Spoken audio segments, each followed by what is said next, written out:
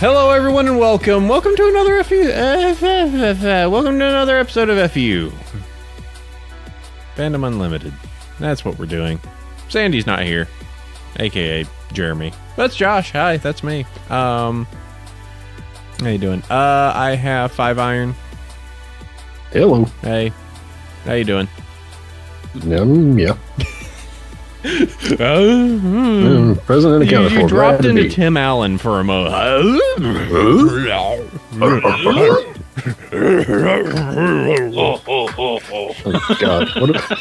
What? You know, in the Santa Claus when he tries to do the ho ho ho and he just kind of does it Tim Allen style. He's like ho ho ho. And BHHAMMY's here. Hello. Oh boy. BHHAMMY. BHHAMMY. Hammy. It's Hammy. Hammy works. We're here to talk about nerdy stuff, not horse stuff. Oh yeah, I got my Mountain Dew Baja Blast. Oh, son, bringing your A game. They're going to stop that. Apparently, if what I saw is correct, they're going to stop selling in about 2 days, or at least they're going to. I think they're going to, or at least they're going to stop making it. I don't know about stop selling it, but is this the Twinkie marketing plan? Oh, we're done with Twinkies. Well, it's just like Baja Blast. It's like it was made like they started making it like 10 years ago in Taco Bell, because it's about 80. It's like about 2 parts Mountain Dew and 1 part blue Powerade. So what they do is they, in order to make it, they mix it in the machine. Like when you get some stuff out of a soda machine, it's just carbonated water and the syrup mixed together, and it's just dispensed out of the nozzle. So what they do is that they set part of the syrup to be Mountain Dew and part of the syrup to be Powerade, and boom, you got Baja Blast. That's amazing. They just, and then they were just like, wow, this is so popular, we should bottle this. Yeah, about 10 years later. It's basically part of the reason why anybody even goes to Taco Bell anymore. For me, it's to have regrets. You don't want a breakfast waffle? I don't know. Taco? Maybe I could take a grilled stuffed burrito. 30 minutes later. Oh. Hey, no. now, I love their 12 taco boxes though. I was actually I was on 5 Iron show. What was it, like earlier this week or was it last week? I think it was last week. Oh, yeah, you did. You had the was it the grande meal? No, it was the taco 12 pack. It's basically the one where it's like 6 of them are the Doritos tacos and 6 are either crunchy or soft tacos. I had 2 of the Cool Ranch and 1 nacho cheese and 3 soft tacos. It was delicious. I have to agree I ate them on the camera. I have to agree with the real Abba. Taco Bell sodas are for people who don't live near a Sonic. We have a Sonic, but it's way too expensive. Wow. What? Is it your primo Sonic? Oh my. I have to get this chili cheese dog is $3.50. Oh. How decadent. Hey, that's expensive for me.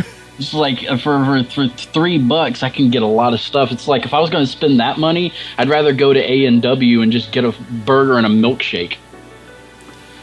But I enjoy, like, there was a time. Oh, and I actually can add that to my stuff that I've done this week.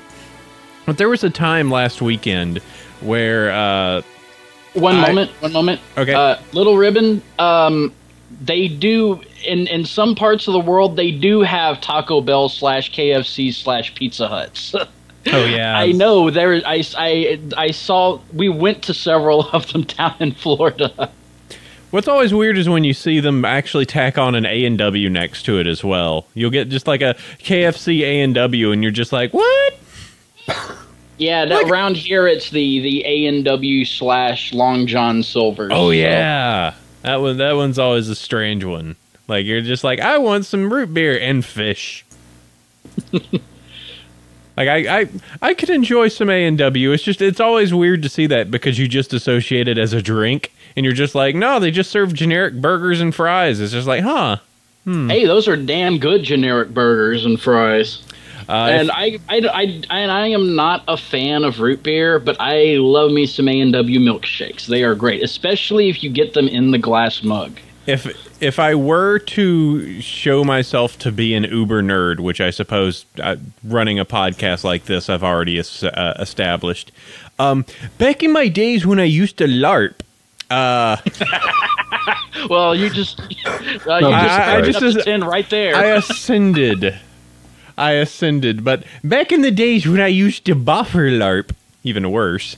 I don't even know what that one is. Oh, buffer LARP is a terror among itself. The BHHAMMY knows what I'm talking about. Somebody enlighten me. Oh, okay. Tell you what, BHHAMMY, I want to hear your example of what a buffer LARP is, and then I can correct any differences. Wait a second. Did you say boffer LARP? Buffer LARP. Oh, I thought you said like bopper LARP. No, I don't even know what that is. Now you're bringing new stuff. No, buffer LARP. That's the one. That's the one where you go out and you actually fight with like the foam swords and shit like that and have battles, right? Right. Yeah, that's called Amp Guard. I had completely forgotten about Amp Guard. Heck yeah. So you bet they had a division of that down in Florida. We actually had some friends that we used to play D&D with, which was quite possibly some of the worst D&D I've ever played in my life. But still, oh, that's a story in and of itself.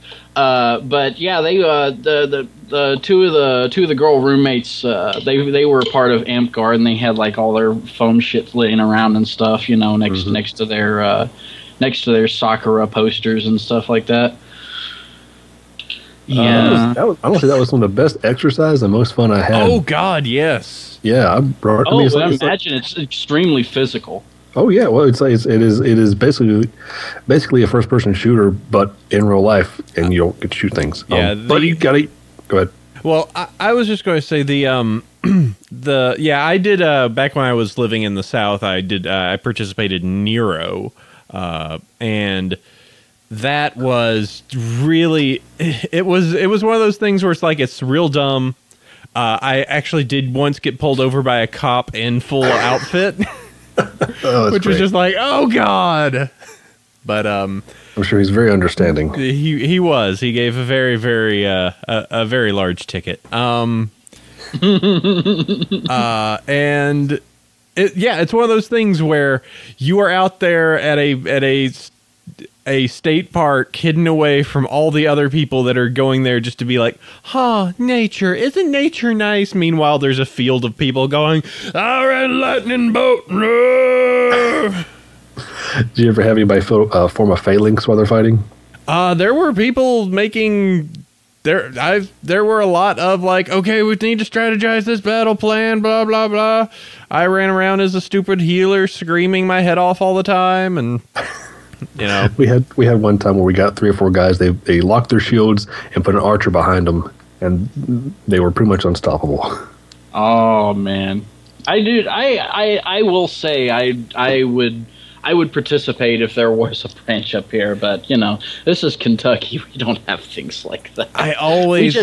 We just have horses, tobacco, meth, and airsoft. Yeah. Every once in a while, I get that twinge, that part of me that just goes, you could do it again. It is good exercise. You get to be outside for the weekend. And I go, I could, but no, don't take me back there.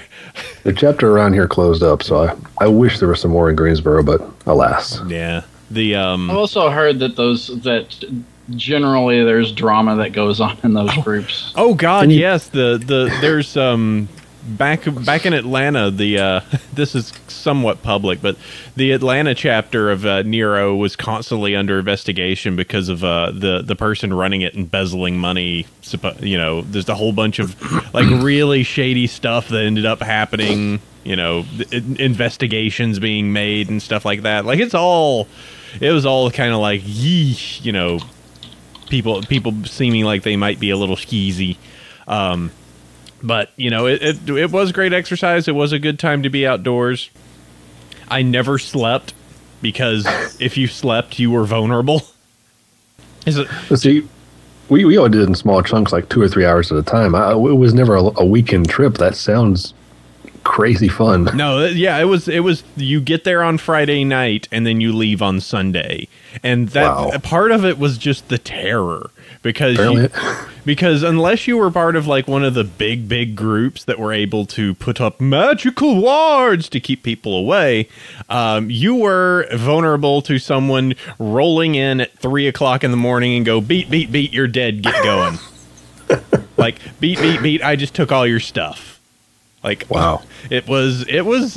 I clearly remember one time where I was asleep and, just laying there, and then suddenly my eyes flick open because I just heard the slightest sound outside, and I'm just laying there in my bed just going, all right.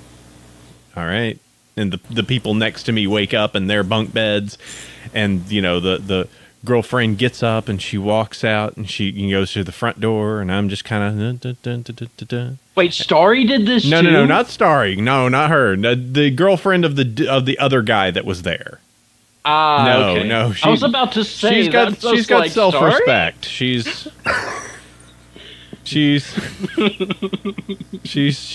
cares about her public image. That's overrated. But then she gets this girl gets up, goes, walks outside, and I can hear her footsteps, and then I hear the door open, and then I hear her footsteps and another set of footsteps, and they're running away closer towards me. And I'm like, oh God, sneak into this bed. And then just watching them get rolled and me running and hiding in another room until they leave, so I can bring the other two people they just murdered back to life. So you took the Jack Sparrow approach. Absolutely. That was all I did during that game, was just run around screaming, which is half of the reason why I never got to do anything, because they just went, why don't we want to bring this guy along? I'm actually very powerful. I'm actually really good. My character was just kind of a wuss. So he had to be dragged along into things.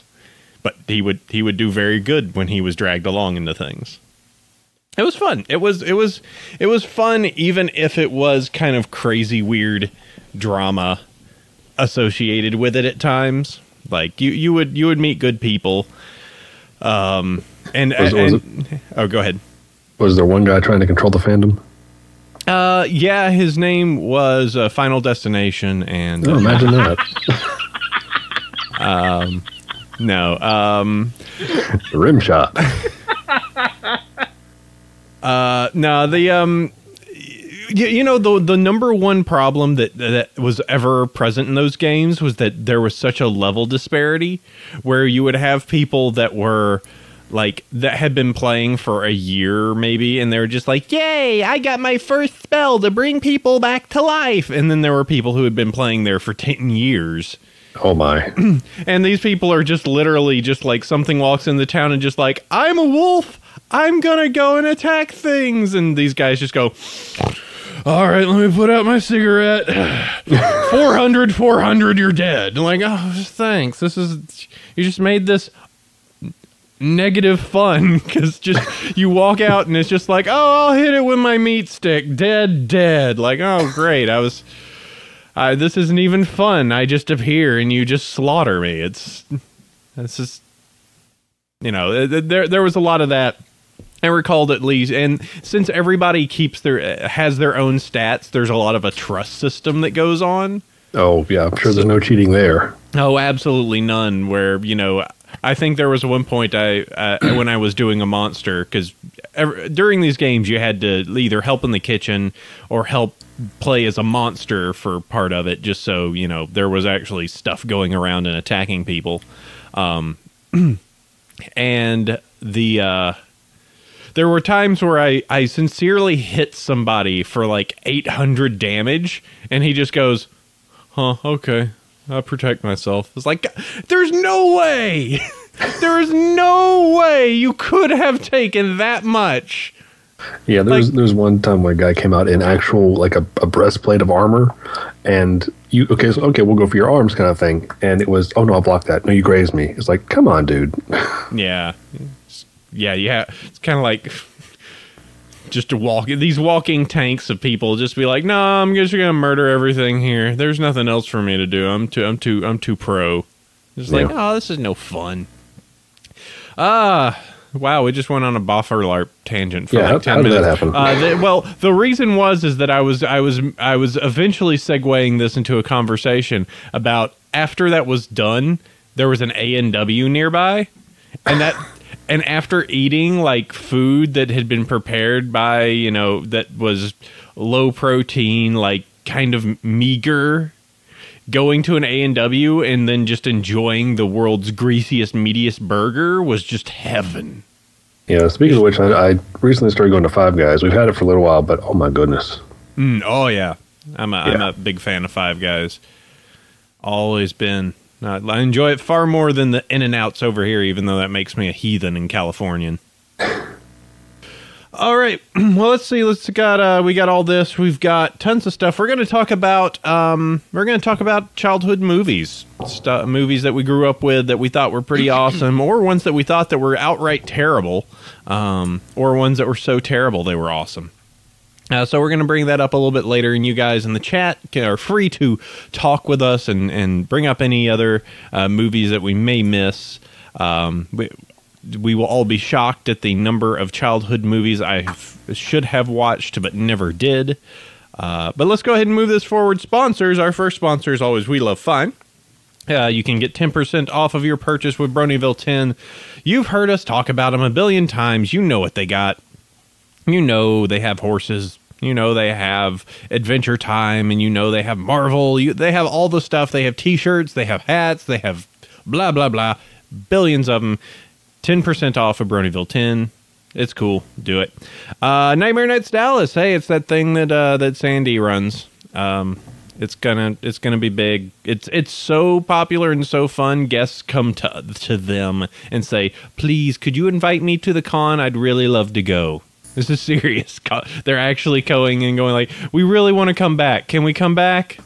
Like, can we organize the way to come back?" So sounds like that's going to be another riot down there. October in Dallas, Texas. So we can all enjoy. I'll be there. Sandy will be there. Many others will be there to talk some horse and hang out in the what is that? The Lone Star State. That's right. Yeah, and Audio Stratus, which is my thing. Still moving along.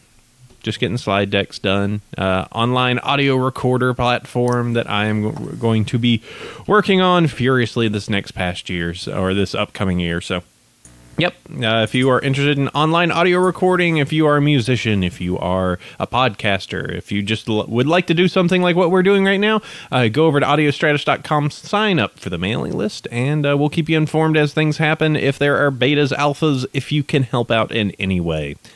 All right, let's move forward. Gratuitous fandom consumption segment. I'm going to skip over myself since I feel like I've been very chatty.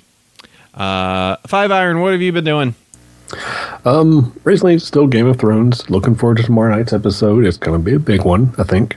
Holding out for Doctor Who. Still not a lot of news and all that. Rocking some TF2, mostly on the Pony Fortress 2 servers. Enjoying that a whole lot. And I'm looking forward, because we're getting really close. This next month, there's a movie called The Fault in Our Stars, which is based on the book from John Green.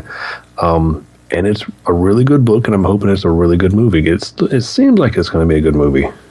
And which John Green is this? Is this the John Green is the vlog brother from YouTube, like YouTube.com/. I was wondering if it was him, huh? That's him. Yeah. Oh, he's a great author. He quickly became one of my favorite authors. I read, I think, 3 or 4 of his books so far. And you know how Kevin Smith is kind of like a wordsmith in writing his character dialogue? Mm-hmm. It's kind of like that, but I think he kind of owns Kevin Smith. So yeah, I mean, he's really good. No, he's a real good personality just on the Vlog Brothers stuff that he does. Like there's no video that I've seen from him that I don't go like, that is a smart jerk. Like, I like that man. Yeah. Like he is super smart, very eloquent. And like he can just draw me into any conversation. And he's just like, we're going to talk about the American presidents. I'm like, done. Let's do this. Which one? Him and his brother both are they're great orders and fantastic at organizing things and getting them on. They've done so much charity and stuff. Yeah, that's great. So, I need to catch up on Game of Thrones myself. Doctor Who, I'm just waiting to see what happens on that. And TF2, yes, that has been what I have been doing. That has been my game of choice for some reason as of late, is just like drop in, play 15, 20 minutes of TF2, leave.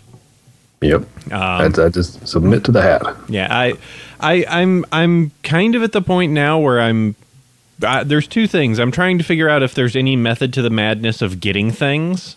Should I be playing, am I not playing long enough? Or maybe I was playing long enough. I don't know how the drops actually happen besides random. Yeah, they're all random. Okay, so you could be on for 5 minutes and get 2 drops, and you could be on for 4 hours and get nothing. I think, go ahead. Go ahead. Cider. What? Holler at your boy. Holler at your boy sometime. I'm free. I'm down to just mess around in TF2 with you sometime. Sure. I mean, usually when I want to get items, I just if I'm multitasking or doing other things, I just dick around in trade servers or something like that, and just kind of, I kind of just warm up a little bit. I run around everybody that's running around trying to just kill each other for funsies and stuff like that. I just use that to warm up, and usually every now and then you'll just get an item drop right out of nowhere, and it'll be in no time at all because you won't even realize you've been spending so much time doing it. See, I've never been on I've never been on the item trade servers. Matter of fact, I had the first major item trade that I ever had, and I was really spooked by it because this guy's just like, "Hey, I want to give you a bunch of hats." I'm like, "Sure." It's like, "Here, this. Here's a whole bunch of guns. Could you give me those tour duty tickets and everything?" I'm like, "Sure. This seems that's a lot of hats and guns. Okay, sure." So Yeah, but you don't. Yeah, but you don't have to go to trade servers just to trade. There's a lot of people that just go on those servers just to dick around because TF2 isn't exactly a game you can pause. So if you just want to dick around, just alt tab out, do some other stuff, alt tab in, backstab a couple of people or something like that. Trade servers are great for that sort of thing. So That's what I never used them. The only other types of servers I've kind of pondered jumping in on TF2 was some of the specialized, try some of the Air Blast servers or some of those other ones to test out some stuff. I feel like I should be a better rocket jump / mine jumper. So Prop Punk's pretty good. Yeah, don't just hit me up sometime. We'll troll around some servers together. I'll help you get good. I feel like I'm pretty good. Me and Five Iron did some terror last night. That was a lot of fun. Did some what now? We rained some terror down. We were doing a dust bowl, and I gotcha. 2 of us were rolling as me as a scout, he as a med with the quick fix. So we were just blazing all across the place. They didn't know what to do with us. Oh, damn! Yeah. Well, shit, I'd love to play with you guys sometime. Oh, absolutely. I need to add you on Steam. I don't think I have you on Steam, Hammy. But yeah, we would he'd rock with Bonk, and I'd hit the Uber charge, so they shoot. They wouldn't know who to shoot because they would hard to kill me, couldn't kill him, and we'd dart past them, and they'd like, what do we do? Yeah, we just literally, I would hit the Bonk Cola and just blaze past everyone that was at the defense, mainly looking to see if the engineers put any teleports up. That was my original aim, but then it's always so good just to flank them from behind, and they're just like, and then immediately they're dead. There was one particular fun point where we were trying to take that first cap and dust bowl, and they had a sentry right above us, so we just snuck in and just squatted down in the one little corner that it couldn't get, and then captured everything. And just a moment later, it was great. Yep. Good time. It's what's hilarious is I used to be a huge TFC player, and I remembered back in the day of TFC, it was the joke of like Duke Nukem. It was just like, hey guys, TF2's coming soon, yuck yuck yuck, and then it comes out, and then we've been playing it for 8 years. Yep. So yeah, was it worth the wait? It's a damn good game. It's a better than Yes, it is. it's better than it ever. Like I remembered looking at those first like military screenshots of TF2. Back when it was going to be all like super serious and military, and then they came out with all the cartoony styles, and it was really the right way to go with it. Oh, absolutely. yeah. Could you imagine this game without all the Meet the videos? Meet the videos, the Wait a minute. You haven't seen these? No, I've seen them all. Okay. Like I love no. Yeah, huh? No, I was about to say. Oh, I love all of them. Heresy! I was waiting for the pyro video forever. Yes, that Like, was such a Yeah, good I think all of us were. It just And such a weird. nobody expected what came forth from that one. Nobody. And I recalled playing the pyro back in the TFC days when it was just merely a way to troll.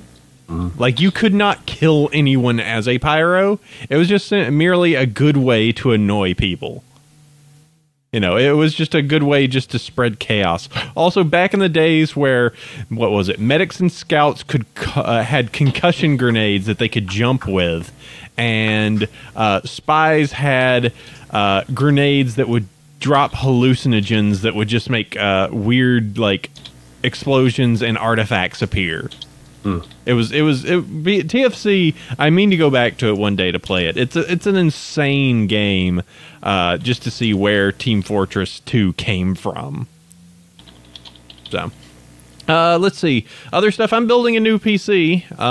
That's going to be a fun little detour. Let's see. Let me pull up all the parts and the specs that I'm making. But yeah, my main gaming laptop's starting to get up there in age. Its video card is conking out, just in regular everyday use. So let's see. So I'm getting an Intel Core i5 4695 3.5 gigahertz quad core, doing a liquid cool CPU. Going to have 8 gigabytes of memory. Motherboard is a gigabyte ATX. And the video card is the Asus Radeon R9 290 4 gigabyte direct CU2 video card. Are you okay, Hammy? Asus card, 1, 2, 3.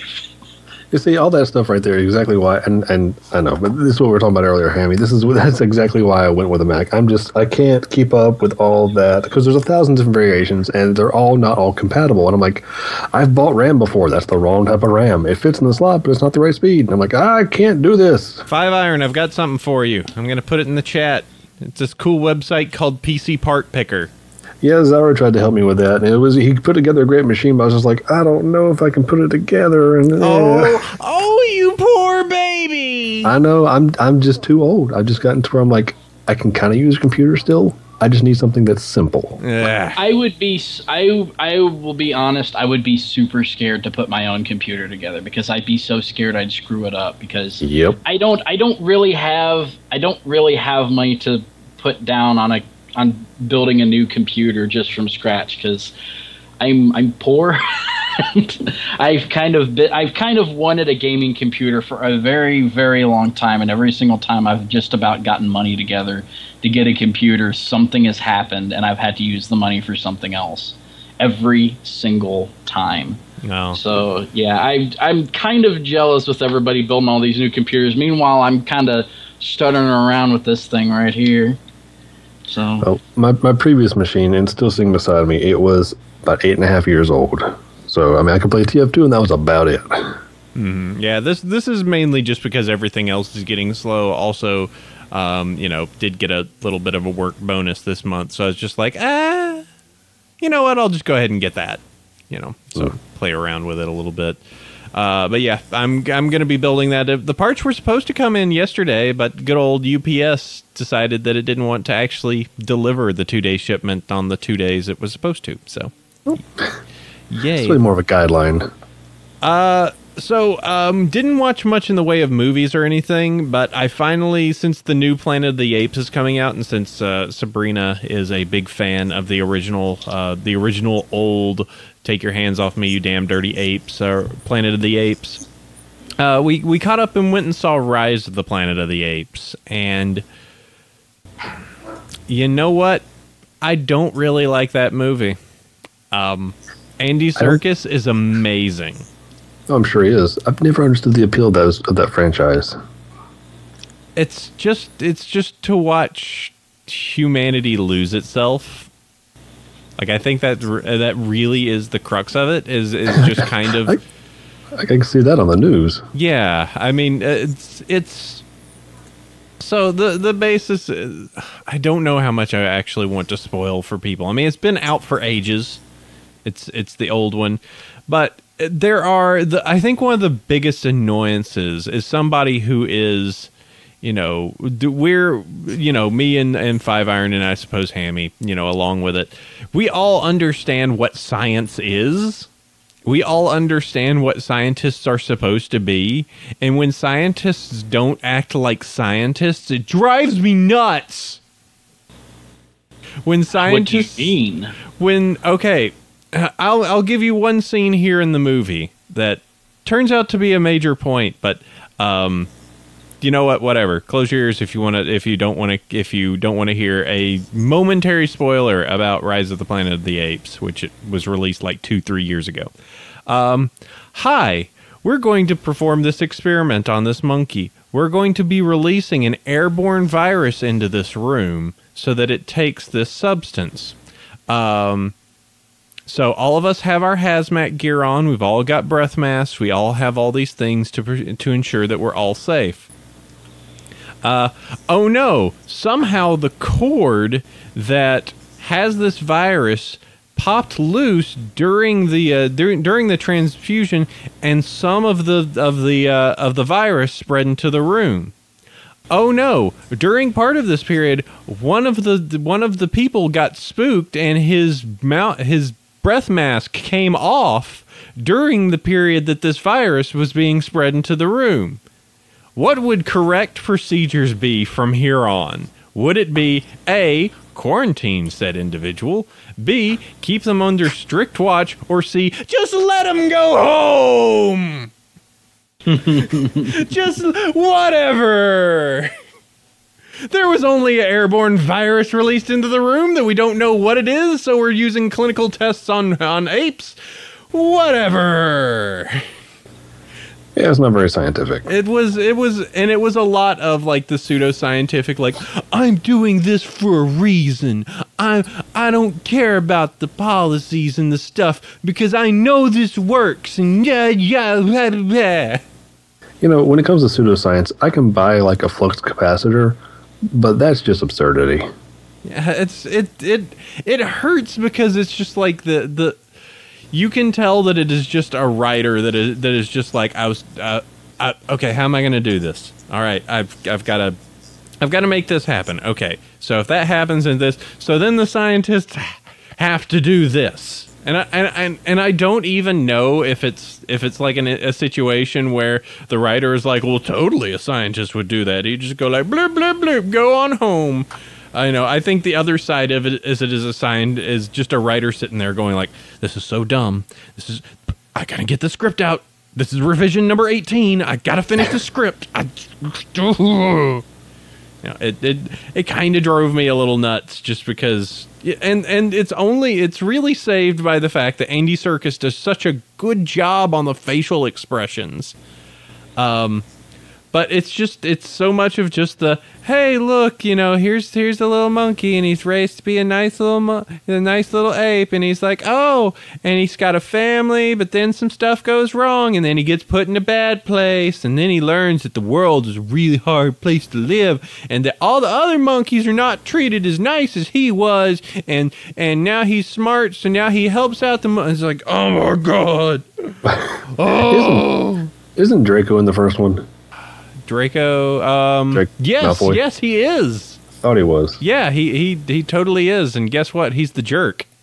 Imagine that. Yeah. Yeah, and then you get to see Marky Mark in there too, being all like, "Oh man, I really care about science and taking care of Alzheimer's. Come on." We gotta, I really care about these apes. They're really important to me, man. Come on. Like, yeah. Well, okay. So, prediction. I mean, this is a completely different movie, but you mentioned Marky Mark. Isn't he the same guy that's going to be the new Transformers reboot, or yes, Part 4 or whatever? Yeah, and there's going to be like a robot riding a robot dinosaur, man. Every time I see that scene of Transformers, and granted, I watched the first one and I went, meh. Then I watched the other ones and I saw clips of the other ones and I went like, no, don't care. Yeah, my level of fanboy for Transformers allowed me to ignore a lot of the problems in the first one, but anything past that, I get fight mad. And now that they're redoing it and no Shia LaBeouf, which is, huge points right there. That's a big step. I mean, I got to admit, there's a little potential here. And like you, I'm like Optimus Prime riding Grimlock. Are you kidding me? Yes. But at the same time, I've been hurt so many times before, I can't trust him. Guess what you're going to get? You're going to get a lot of robots punching each other in really close angles. You're going to get probably a really crummy love story tacked onto this entire movie. You're going to get robots pissing. Yeah, you're going to get some sort of racism. You're going to get an Xbox One turning into a robot. No, I don't want any of those things. The Kinect is going to form on top of its head. Then it's not. Then the Kinect's not in the box, so it puts it away. But yeah, that was it. I wished it was better because it was one of those things that everybody was like, "Dude, Rise of the Planet of the Apes, pretty good." And I watched it. It's just like, what movie did these people watch? I thought it was mocap so well with Andy Serkis, but that's all that everyone said is like, oh, they got the 3D and they got the look down so well. And I was like, yes, they did a fantastic job with that, and then mungled everything else. No, can't ignore the details. You got to have a good story and all that fun stuff. Yeah. Let's see the remainder stuff. I'm taking a trip to Atlanta. I'm going back to my home world because my dad's getting married, so I'm be heading out there on Thursday night. So I'll actually be there for about a week. So I'll be palling around, seeing some of my old buds, which means that the 30th and the 7th, Sandy's running the show. So, oh boy, yeah. No, he does fine. He needs a foil. He needs somebody that's talky and crazy. I wonder where some of those would be. And finally, the last thing I did this week was me and Sabrina went to Maker Faire, which is a big hardware expo that is out here in the San Francisco Bay. Also, there's the one in New York. But it's a big thing of like, hey, have you ever wanted to see a whole bunch of 3D printers? Have you ever wanted to see, does the word Arduino make you kind of salivate? Guess where you need to be. It is just a huge, like, buildy tech kind of crazy stuff where people are just making all sorts of things. Hey, you want to ride on this prototype skateboard that has gyros and works on a single wheel? All right, here you go. Come ride it. You want to watch people drive around in crazy contraption bikes, to go around this track for a few times? Sure. Want to watch drones? Sure. Want to, it's just all these people making ridiculous stuff, or, maybe not ridiculous stuff. A lot of startups there too. And it's really kind of neat. It's just, it tires you out after seeing a billion things and there being 70,000 people there. Didn't you tweet a picture of Adam Savage being there? Yes, he does a presentation on Sunday, and just goes up and he did a 9 commandments of being a maker, and then took questions from the crowd. Yeah, I like that guy. Yeah, he's cool. He's a good guy. He's a cool guy. Yeah, he was very much there. I saw his talk last year, and it's a lot of It's a lot of like just your general like, hey, how do you get into doing stuff? And your usual general questions. He's really good. He's really great speaker. And I mean to catch one of the Mythbusters live things when they go around and they do that. But I think after we heard the intro, we were just kind of like, it's hard to hear him out here. Might as well just go and poke around everything else while the lines are not going to be as long. So. Yeah, it was fun. It's if you are in the Bay Area, go to Maker Faire. Maybe go once every other year. I think we might start doing that just because I went there partially to go find stuff audio for Audio Stratus and didn't find that much. And there was a lot of repeat of last year and a lot of 3D printers. Holy crap. There was like 30 companies there, all with their own 3D printer. Even found one that was 3D printing like plant matter. They were like, yeah, we printed. Oh, wait. They're 3D printing life? It was plant matter, yes. How? They were simply plant cells. Their hope is that they could get them strung together properly so that they could actually create a leaf and photosynthesize. But think about that. Like if you could actually... that's a big thing. That's terrifying. I mean, that's awesome, but terrifying at the same time. Like, I see the future, like, if Audio Stratus does well, and, I see how technology moves in the next 10, 15 years, I very well see I could start up a business that is a marketplace where it's like, hey, somebody has 3D designed a heart, and now here, you can purchase the ability to 3D print this heart for your patient who needs heart surgery. Oh, no. This person lost a leg? Okay, well, let's see what we can do about that. That's pretty amazing. Yeah, and it would be a pretty crazy thing moving forward. So, but on the other hand, we could end up with Repo the Genetic Opera. Well, but then we're just printing them. It would devalue. You would not have to have Paris Hilton in a movie. Or it could be Repo Genetic Opera.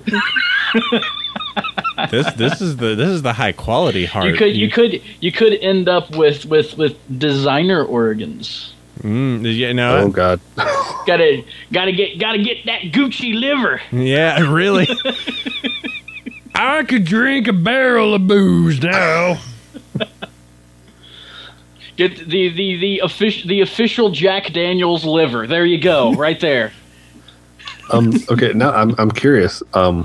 They were printing plant cells. Where did they get the plant cells, or were they fabricating them? How does that even? I don't. I have so many questions. I know, but when a mommy plant and a daddy plant love each other very much. That's not how that works. Wait, what? I was lied to.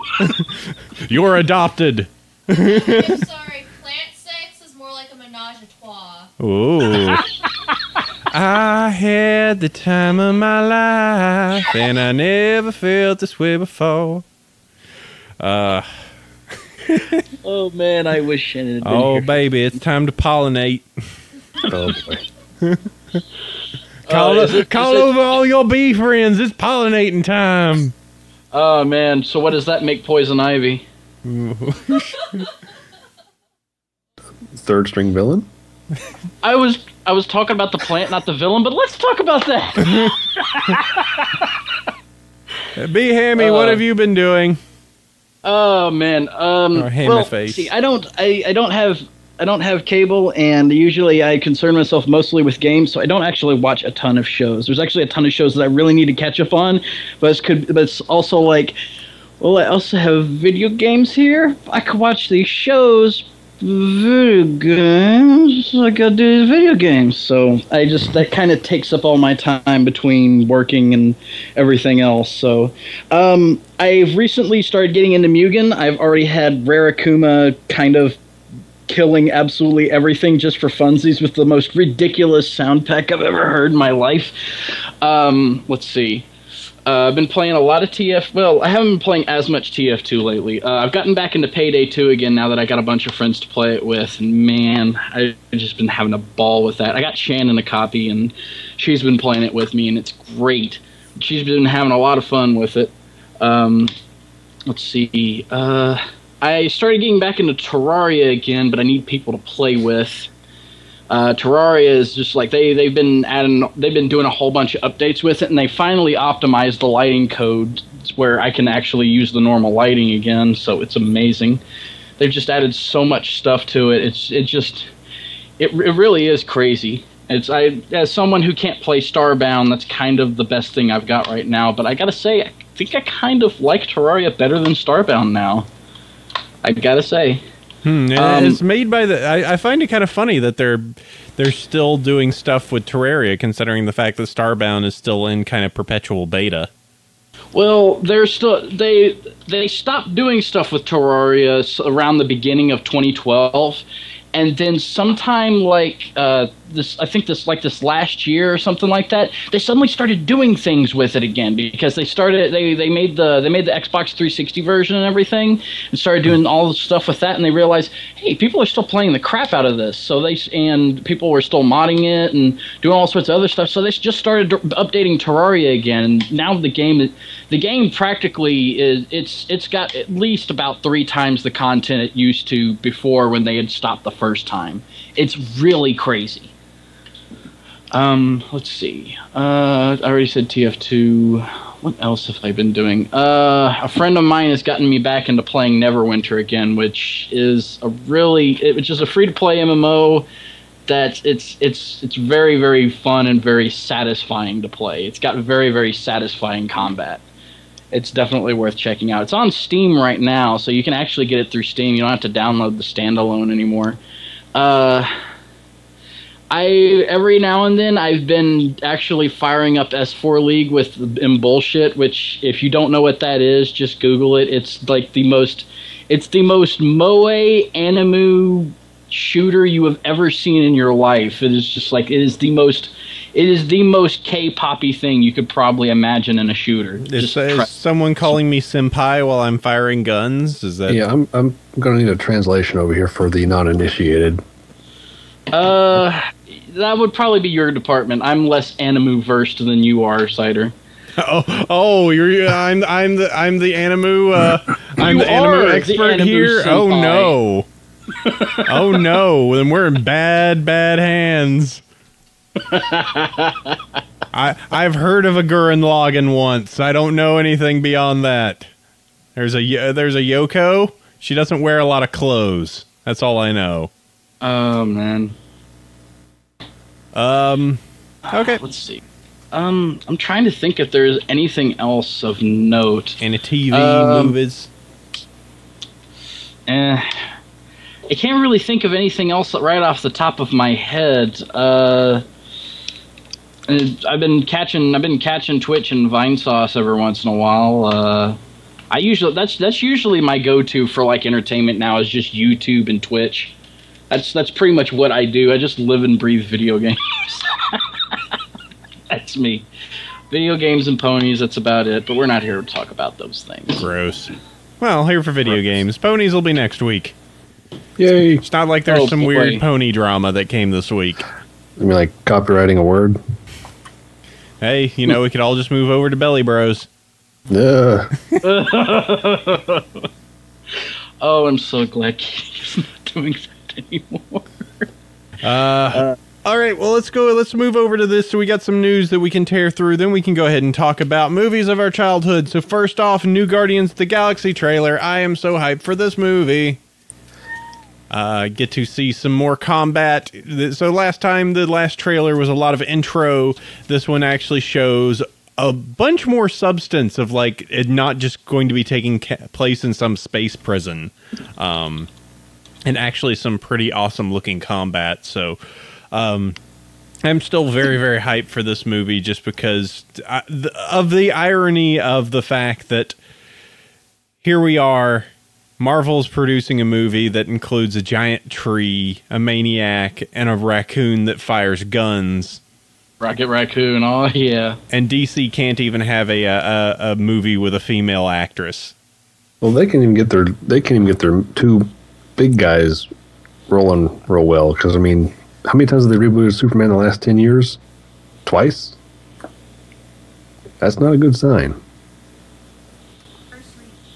Yeah, the first reboot God, was terrible. I never saw it, but it always just seemed kind of strange. It's just like, hey, Superman was out in space for a while and he comes back and then people are all like, hey, it's Superman, where were you? I think the problem was they tried to make it like the old Superman movies. Because it's a time and age, you can't make Superman the way he was before. You have to be different. So you have to do something. What were they trying to do? They were trying to give him some like long, drawn out story and. Also, they had to find. Oh yeah, Sabrina is a big fan of the new Superman. Holy crap, she. I know he's my replacement. The moment that those two meet is just I'm in the garbage bin. And in the meantime, there's Lex Luthor over here. He's like, okay, we've got a problem. We've got a solar-powered superhero. What in the world are we going to do? And then, like, this Slide Sludge or whatever it is from Captain Planet's just like, I got this one villainous superhero. He's called Captain Pollution. Captain Planet. He runs off of oil. Oh, we'll make millions. Oh no. Yeah, Captain Planet then shows up and all those meddling little kids. Wasn't there a Captain Pollution in Captain Planet? Like they did. Oh, yes. There was. That's what I was just saying. He was the yellow Captain Planet guy. He like ran off of pollution. Oh, they duplicated the rings or something. Oh, that was so weird. They made like their own corrupt rings or something. I don't know. So weird. Thanks, Ted Turner. Yeah, really. All of the TV, the corporate guys they're all demons except for Ted Turner. He is Jesus. I just have an ad network and CNN. Like thanks Ted. That's And I like to file copyright claims on YouTube. I am helping the planet. Look at me. Let's see. So let's move. Well, since we've brought it up a little bit, get ready because you know that you ready for your Batfleck and Murder Soups movie? Here you go. I think I am. It's Batman v Superman: Dawn of Justice. I gotta say, I kind of like. Some people are calling him like Catman with the little bat ears. I'm digging that. It's kind of got the was the old classic Dark Knight comic look to it, even though he's not that old. Yeah, I don't think. I need to actually see. And let me see. Let's see. Batman, Affleck. I need to see because I've heard some actually very good things about the way that the suit looks. Yeah, if that's. Oh, hold on. I need to see. Kevin Smith is swearing that the actual Ben Affleck suit is blue and gray. It looks like. But you better be kidding me. Well, I'm fine with blue and gray. No, I'm okay. I mean, they only showed that black and white photo. That would be something if they went blue and gray. They could do it. Mm-hmm. I think they could pull it off. And technically, blue is a better camouflage color than black. If you're actually, doing camouflage, the dark blues tend to be less apparent than just a straight black. I don't know. I actually think Affleck could be probably the most Superman, or not the most Batman of any of the Batman characters that were here before. Christian Bale I never really saw as Bruce Wayne. He was Batman. Like a very, very, very chain smoky sort of Batman, mind you. Yeah, he just always came out as like this weird kind of psychopath Batman, where it's just like he was very he was very much what's that movie, the American Horror one that he did?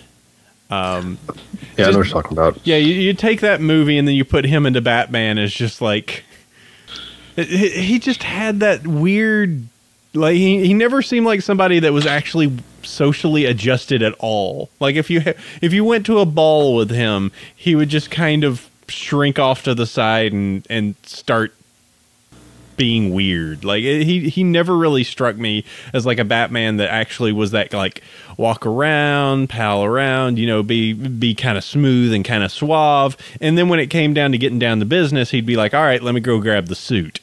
Like, I think Affleck's got enough of that, like, hey, I can be a pretty boy, I can be pretty nice, and then, you know, just that turn of just like, oh, no, it's on now.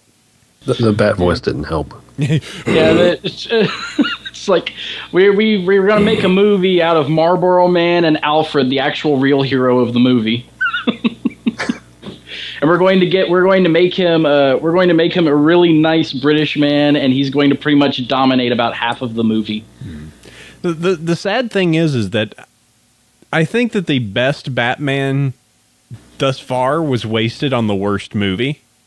I think George Clooney could have actually been a really fantastic Batman. Yes, he could have. But he actually was. But he was just in a terrible movie.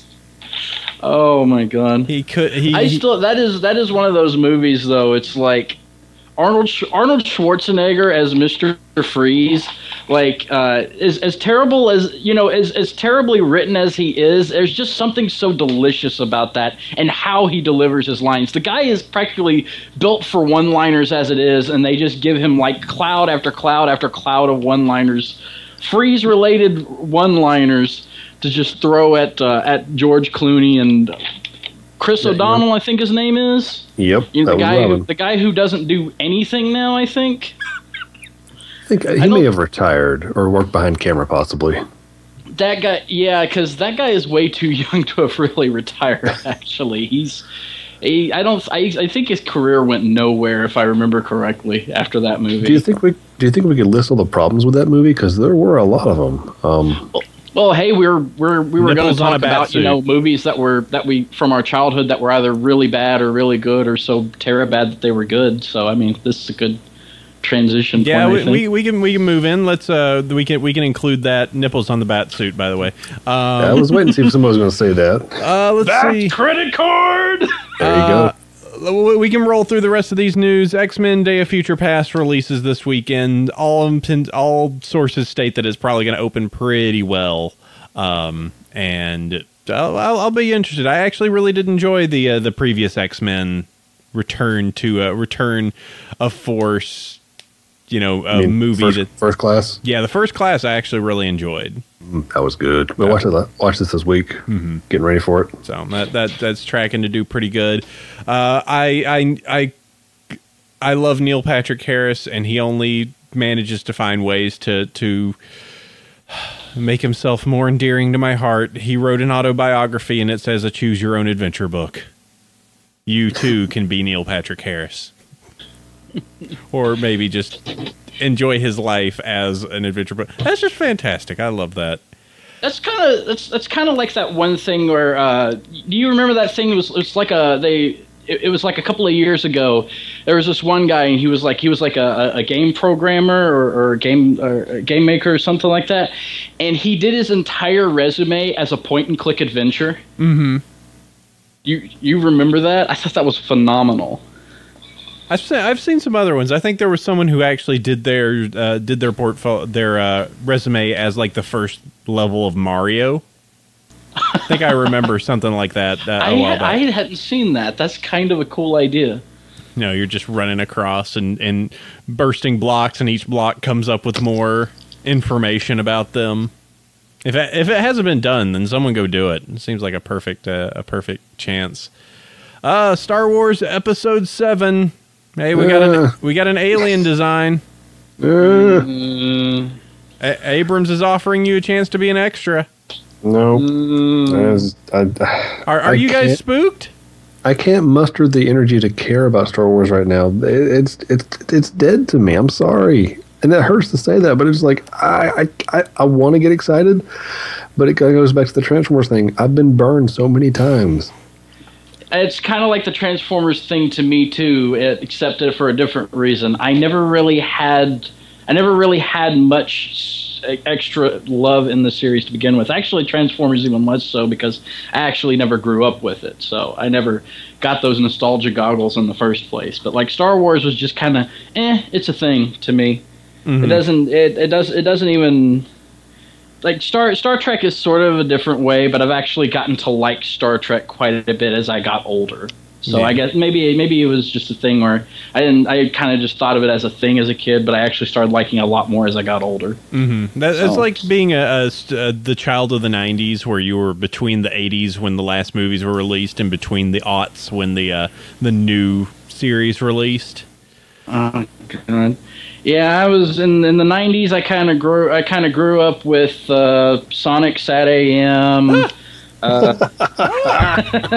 Sonic Sat AM, Super Mario Brothers Super Show. Yeah, I'm giving Cider over here, post traumatic stress attacks and stuff. Gotta go fast. No. Gotta go fast. Chili dogs. Oh man. Chili old white. And then I grew up with a bunch of Saban stuff. Like around when I was like about 8 or 9, like when I was way too old for that sort of thing. Power Rangers and VR Troopers and Beetleborgs. Oh God, Beetleborgs! I forgot about that. Like I actively forgotten that. The whole they decided to go with the haunted house motif with it and everything. It was fucking ridiculous. Oh man. I'm trying.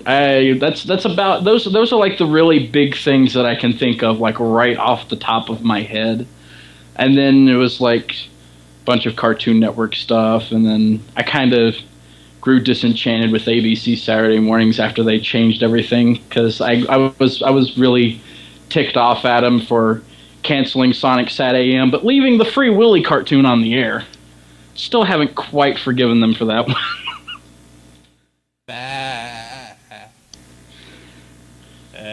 Sonic the Hedgehog. No. Sonic the Hedgehog. No. Sonic the Hedgehog. Tails the Fox and Knuckles and Amy Rose and Sally Acorn. I've turned him into a mumbling, Rotor. gibbering mess. I'm sorry, Story. Bunny Rabbit. No. Nasty and the one-eyed snake, sugar. Dr. Robotnik and not Eggman. Oh man! Hey! You gotta admit, for that cartoon, man, Jim Cummings as Dr. Robotnik, that was just the best thing. Yeah. Of course, then again, Jim Cummings is amazing in absolutely every single thing that he does. So that's it's just kind of part of the package. Best VA. Okay, where were we? We were talking about Star Wars. Star Wars, yeah.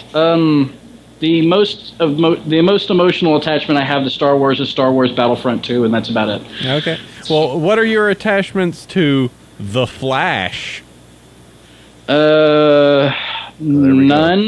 I'm going to be entirely honest, except for Batman, I really don't give a shit about DC superheroes. I really don't.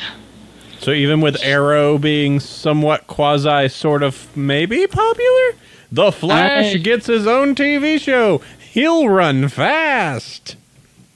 Gotta go fast. No! It took me a little while, but no. No needs and needs for speeds. Ugh. You will never escape. Forget it. Suffer like the rest of us. There's 10 revelations about the U.S.'s zombie defense plans. I've included that. Littlest Pet Shop gets a comic book. It's going to be written by Georgia Ball, who helped out on some of the My Little Pony series with art by Nico Pina, and Antonio Campo, who did the Penguins of Madagascar. So yeah, they're making a Pats version of the comic.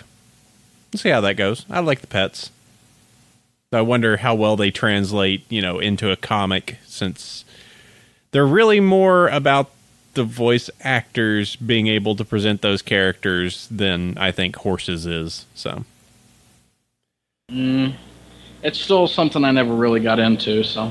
It's better than, just like Horses, it's better than it deserves to be, except Blythe's giant head. I guess. All right, well, let's go ahead and move forward. We were talking about a Batman with nipples. So let's go back to childhood movies. Let's go back to the things that we watched as children that actually that influenced us. So I feel like that there were a lot of movies that I was supposed to watch watch growing up that just for some reason or another I never actually saw. Like I've never seen The Goonies. Like that's, what? Like that, and that's supposedly I've never seen Sandlot. Oh, no. I mean, I feel like that there are just these core movies that so many people go like, you never watched that? Like, no, that's like saying you haven't seen Back to the Future. I've seen 1, some of 2, and I think 3. Yeah. I have never seen the Back to the Future series. What? Ooh. Oh, yeah, I've never watched it. You've got to understand. You got to understand. I did not grow up with a lot of movies outside of kids' movies. Oh. I mostly grew up with just kids' movies, and that was it. I missed out on a lot of those, and then I had my phase where if you watched things with certain themes, you were going to hell. If you listened to music that wasn't Christian music, you were going to hell. I kind of had that phase in my life with my parents. So, oh boy, yeah, I kind of got stuck. Oh, the real Abba is saying I don't deserve a geek podcast. I'm going to make it even worse right now because of outright heresy. I didn't like The Dark Crystal. You're not alone on that. I really think it's entirely overrated. It's the main characters looked so goofy I couldn't get over it. Like the Skeksis look great. The main characters looked dopey to me. But I also caught it like in my teens. So I was like, what is this? Why this is big and important? The Skeksis look awesome. These main characters look dopey. Yeah, I'm going to actually go one step further and fall on my sword so you don't get it as bad. Jim Henson really isn't enough to sell anything for me. I like him for the Muppets. That's about it. I don't like. I think the choice to go with puppets for the Dark Crystal not only made it goofy, but it is very, very hard to escape the fact that these are puppets, and when you work with puppets, you have certain limitations, and they really don't help the filmmaking process whatsoever, especially when it comes to expression and stuff like that. It just really doesn't help. No. And go ahead. Labyrinth itself is well, actually, that's just a 2-hour David Bowie music video. So. Oh, Sabrina's about to jump on this podcast. No. Don't you diss the Labyrinth. I will kill you.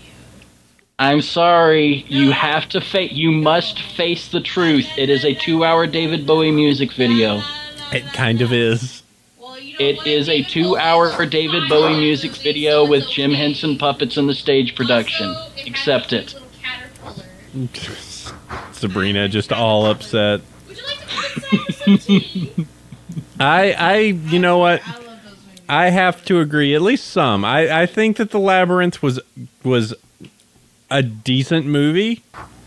I thought the creature designs were fine. I just felt a little bit of just like it was the stretch between this relatively weird Muppet movie with this girl and then David Bowie just showing up. Yeah, here's the thing. I never said it was a bad movie. I'm just saying you have to accept it for what it is. Once you've accepted it for what it is, it's absolutely fantastic. I actually do like Labyrinth. It's just you cannot escape that fact whatsoever. All right, so let's see. Let's hit the tent poles real quick. So, what were the childhood? Since it's so icon, or it's so like you can't really get away with it. What was the Disney movie of your childhood?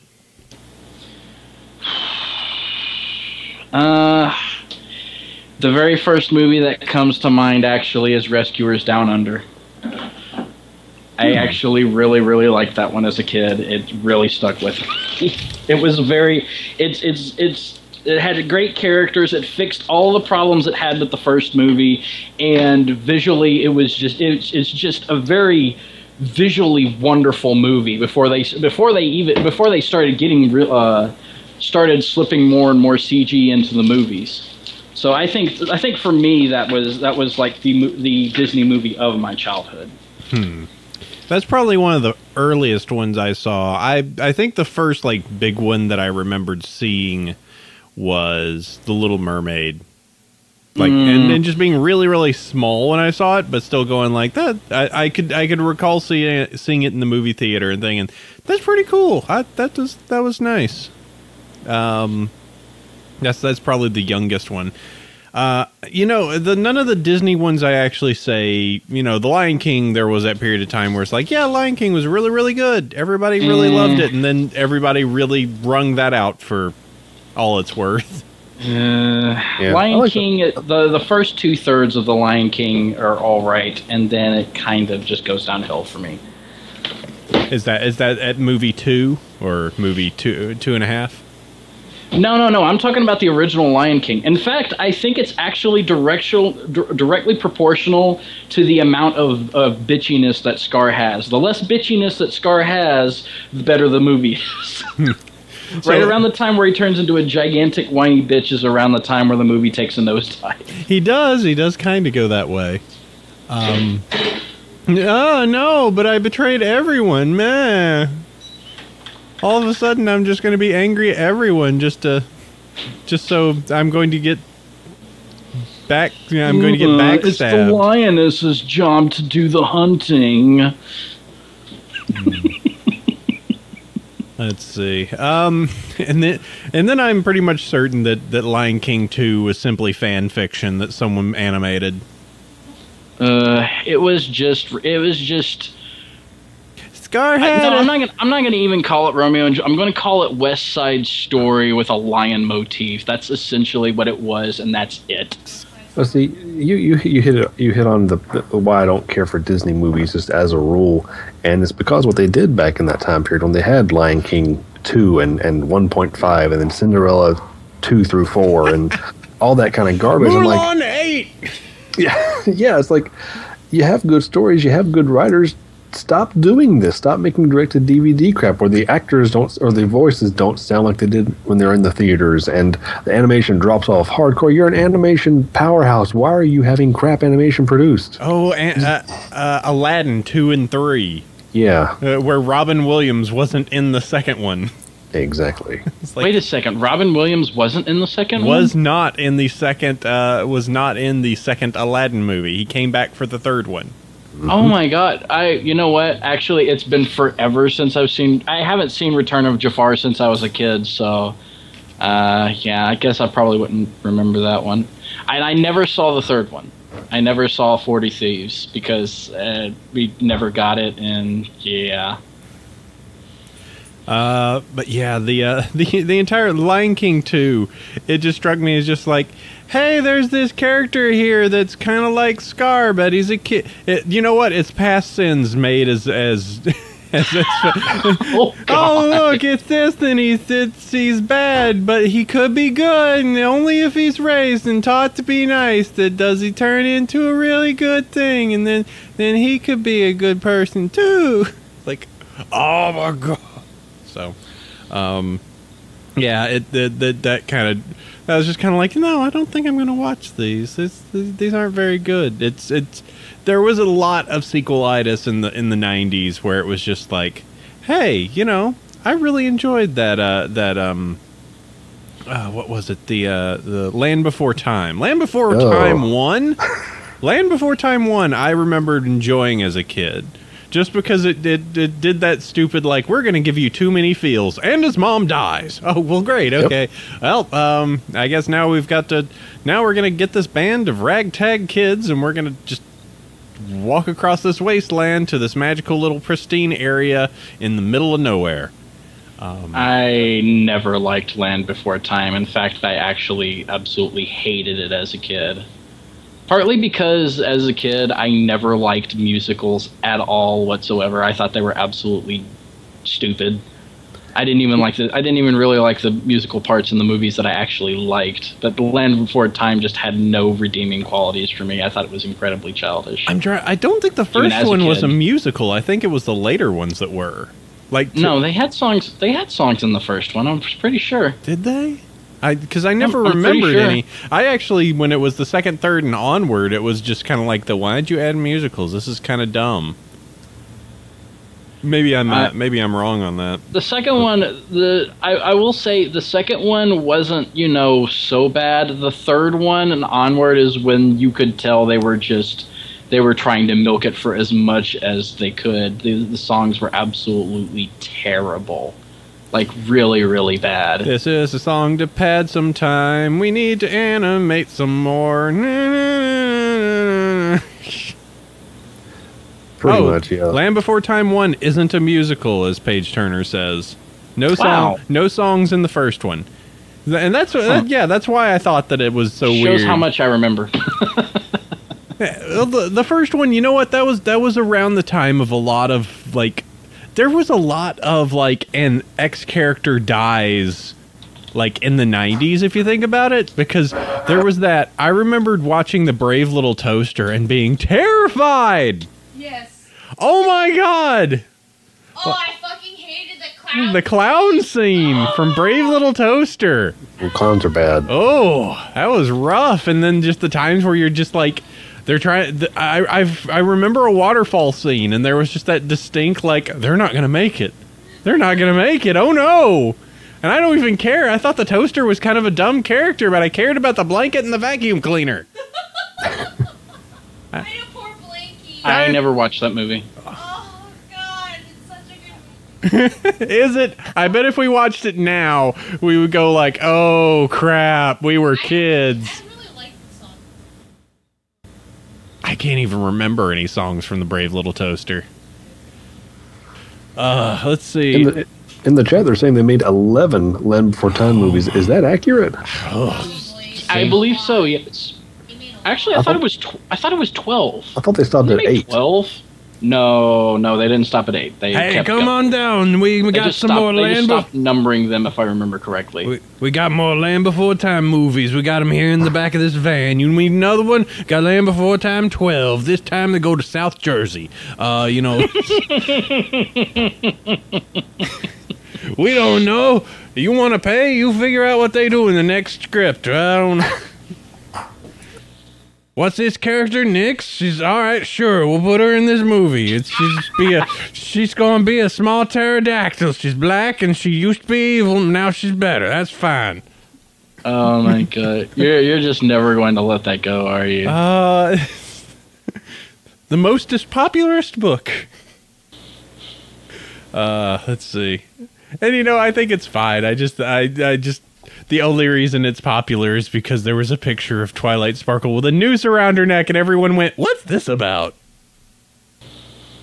It got people to check it out. It did, and it was effective. 13 Land Before Time. Oh boy. Let's see. I was closer then. Let's see. I'm trying to see what is the let's see if there were any other movies that were important. Fievel, those movies. Yeah, I didn't. That was one of those things where it was a cultural phenomenon again because of a song, and the movies were depressing. I'm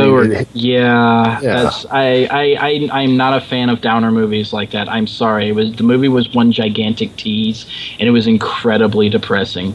The second one wasn't quite so bad, but it was still there. It really gets to you. I was actually discussing Land Before Time with a friend yesterday, and we were just discussing how Don Bluth sometimes does it with his movies, and it's just a string of random scenes put together. It's just kind of and then they go here, and then they meet this person, and then they have a song, and then they leave, and then they go meet this person, and this stuff happens, and then they leave, and it's just this classic, just this constant bounce between one place to another. But I always remembered being really annoyed at the first American Tail movie because they were always just like 15 seconds from meeting each other and ending the movie. Like, over and over, just be like, if you just would have waited. Like, you would have found your family, everything would have been happy, but no, you didn't wait around and you went to go play with the thugs. Or, you know, it's Got more Goliaths over here. So, yeah, that was always a thing. I enjoyed the second one of the American Tail movies a little bit better. So, that was kind of the thing, just because it was a little bit more lighthearted than the like we're escaping Jewish oppression in the old world. Like, that's a little on the nose. Yeah, Reminiscent of Mouse, I think it was called.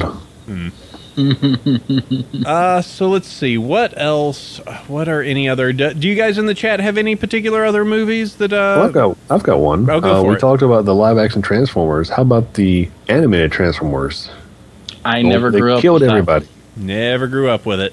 Yeah, I didn't see that one as a kid. That's the reason why when everybody talks about Optimus Prime dying being like something big for them, I'm like, I'll just nod my head and pretend I know what you're talking about. No. You nod your head respectfully. That's Optimus Prime we're talking about. Oh yeah, when he dies, for our sins, correct? You got it. Yeah, don't do it too enthusiastically. Yeah, when Optimus Prime dies, yeah. He's not. No, that was one of those things. I mean, again, you guys haven't seen it, or you didn't hit you guys, but that was, went into the movie, didn't have any clue what I was going into. I was like, all right, Optimus Prime is going to go beat up Megatron. Nope. At least not enough. But yeah, that was one of those that kind of hit We're hard. going to kill off the current toy line in about 15 minutes, and then bring in the new toys. Yep. Of course, it was one of the first, at least one of my first understandings of what fans can do for stuff, because there was a hate campaign that came after that. And they ended up bringing him back, which, Save Optimus. Hashtag save Optimus. There you go. And yes, Little Ribbon, yes, you are correct. That was Orson Welles' last film. And as I understand, as he recorded his lines, he didn't know anything about what he was doing. He was just reading them. Much like John John Delancey. Street Fighter was Raul Julia's last film. Oh, I'm sad. Well, that was one of the ones I was going to bring up, Street Fighter the movie. Yes, we'll get to it. I saw that in theaters. I saw it on home video, VHS.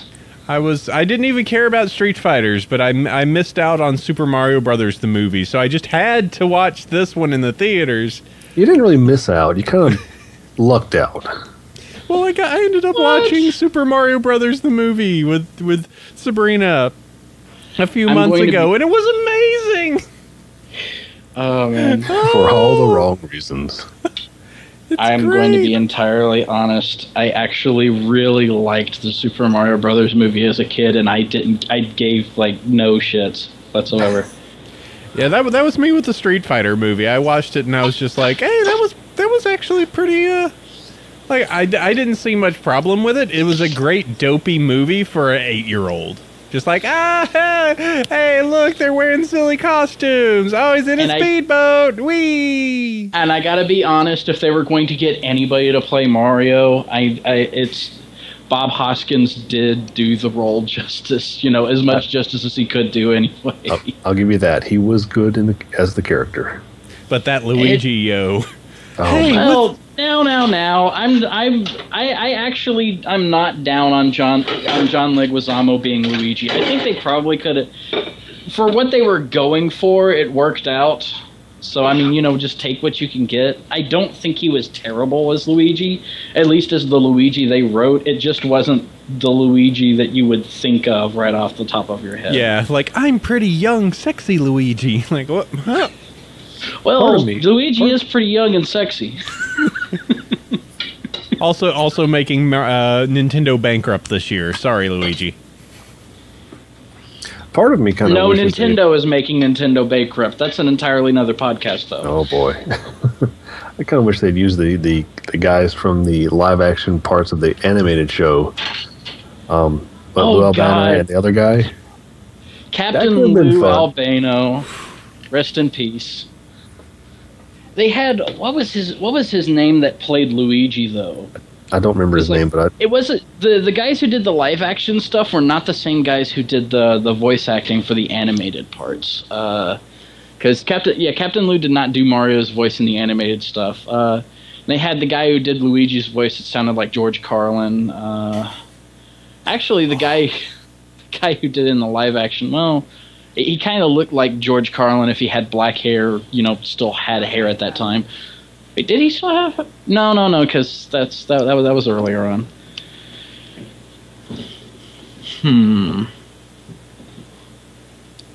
I'm actually going to add someone to the call because we got a Logan that actually wanted to join in. Let's see. Oh, boy. Yeah. Late adds to the call. Professionalism. Why not? Why? Here, burp. Boop, boop. Add contacts. You need to be added before I can add you to calls. I didn't kill anybody. There we go. But yeah, the let's see, other ones that I had, though, you brought up George Carlin, and even though it's not a movie, Shining Time Station, yo. Wait, what? Oh, you didn't know Shining Time Station? It was a TV show? I've never even heard of it. Oh my god. Oh, no, there was this TV show that they would play Thomas the Tank Engine stuff on top of. But the great thing is that the padding that they put to it was like this, like, hey, we're around a train station, we're a bunch of kids, and the conductor was George Carlin. Oh yeah, he was Mr. Conductor on Thomas the Tank Engine. And I knew that he was this like dirty comedian, but I'm just watching it, and every time it was just blowing my mind. It's just like, you're here. I don't care that you're not being filthy. This is ridiculous that you're here. Oh, weird. So, yeah, that was a whole bunch of crazy. Let's see. Let me add in Logan, see what he can talk about. Whoop, whoop. Hopefully his audio isn't going to be crazy.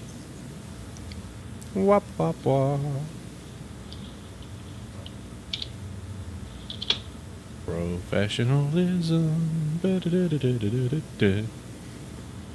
Let's see. Let me check what some of the other stuff we've got here. I'm trying to come up with any other relevant movies that were big during my childhood. What about Sabrina? Did you have any that were big for you? Yeah, we talked about American Tail.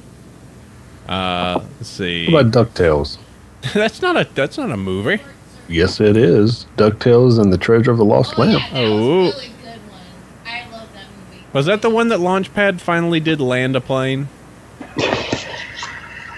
I think that was the one where they did the whole magic lamp prior to Aladdin coming out. And then when that happened, they dropped all the DuckTales stuff. Ah.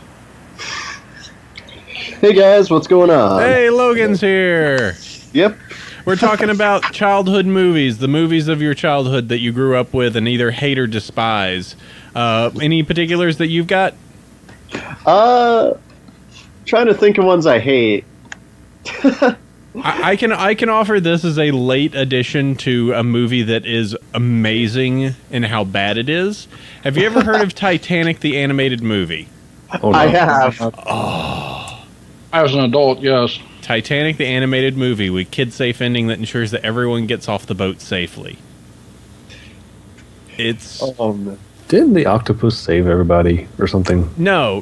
The boat sinks, but but luckily instead of the Arctic where the boat crashes, it appears that it crashes somewhere in the Caribbean, so they just hang out in the water for a while. Oh. And they all get into the boat, and everybody's happy, and they get to go to New York and everything. And it's also And then it was party time. It's party oh, time. my God, party time, which is the best, where you get the Scottish Hound to start rapping in front of a brick wall in the Titanic. It's amazing. Oh wow! It's so good. And it was originally made in Italy.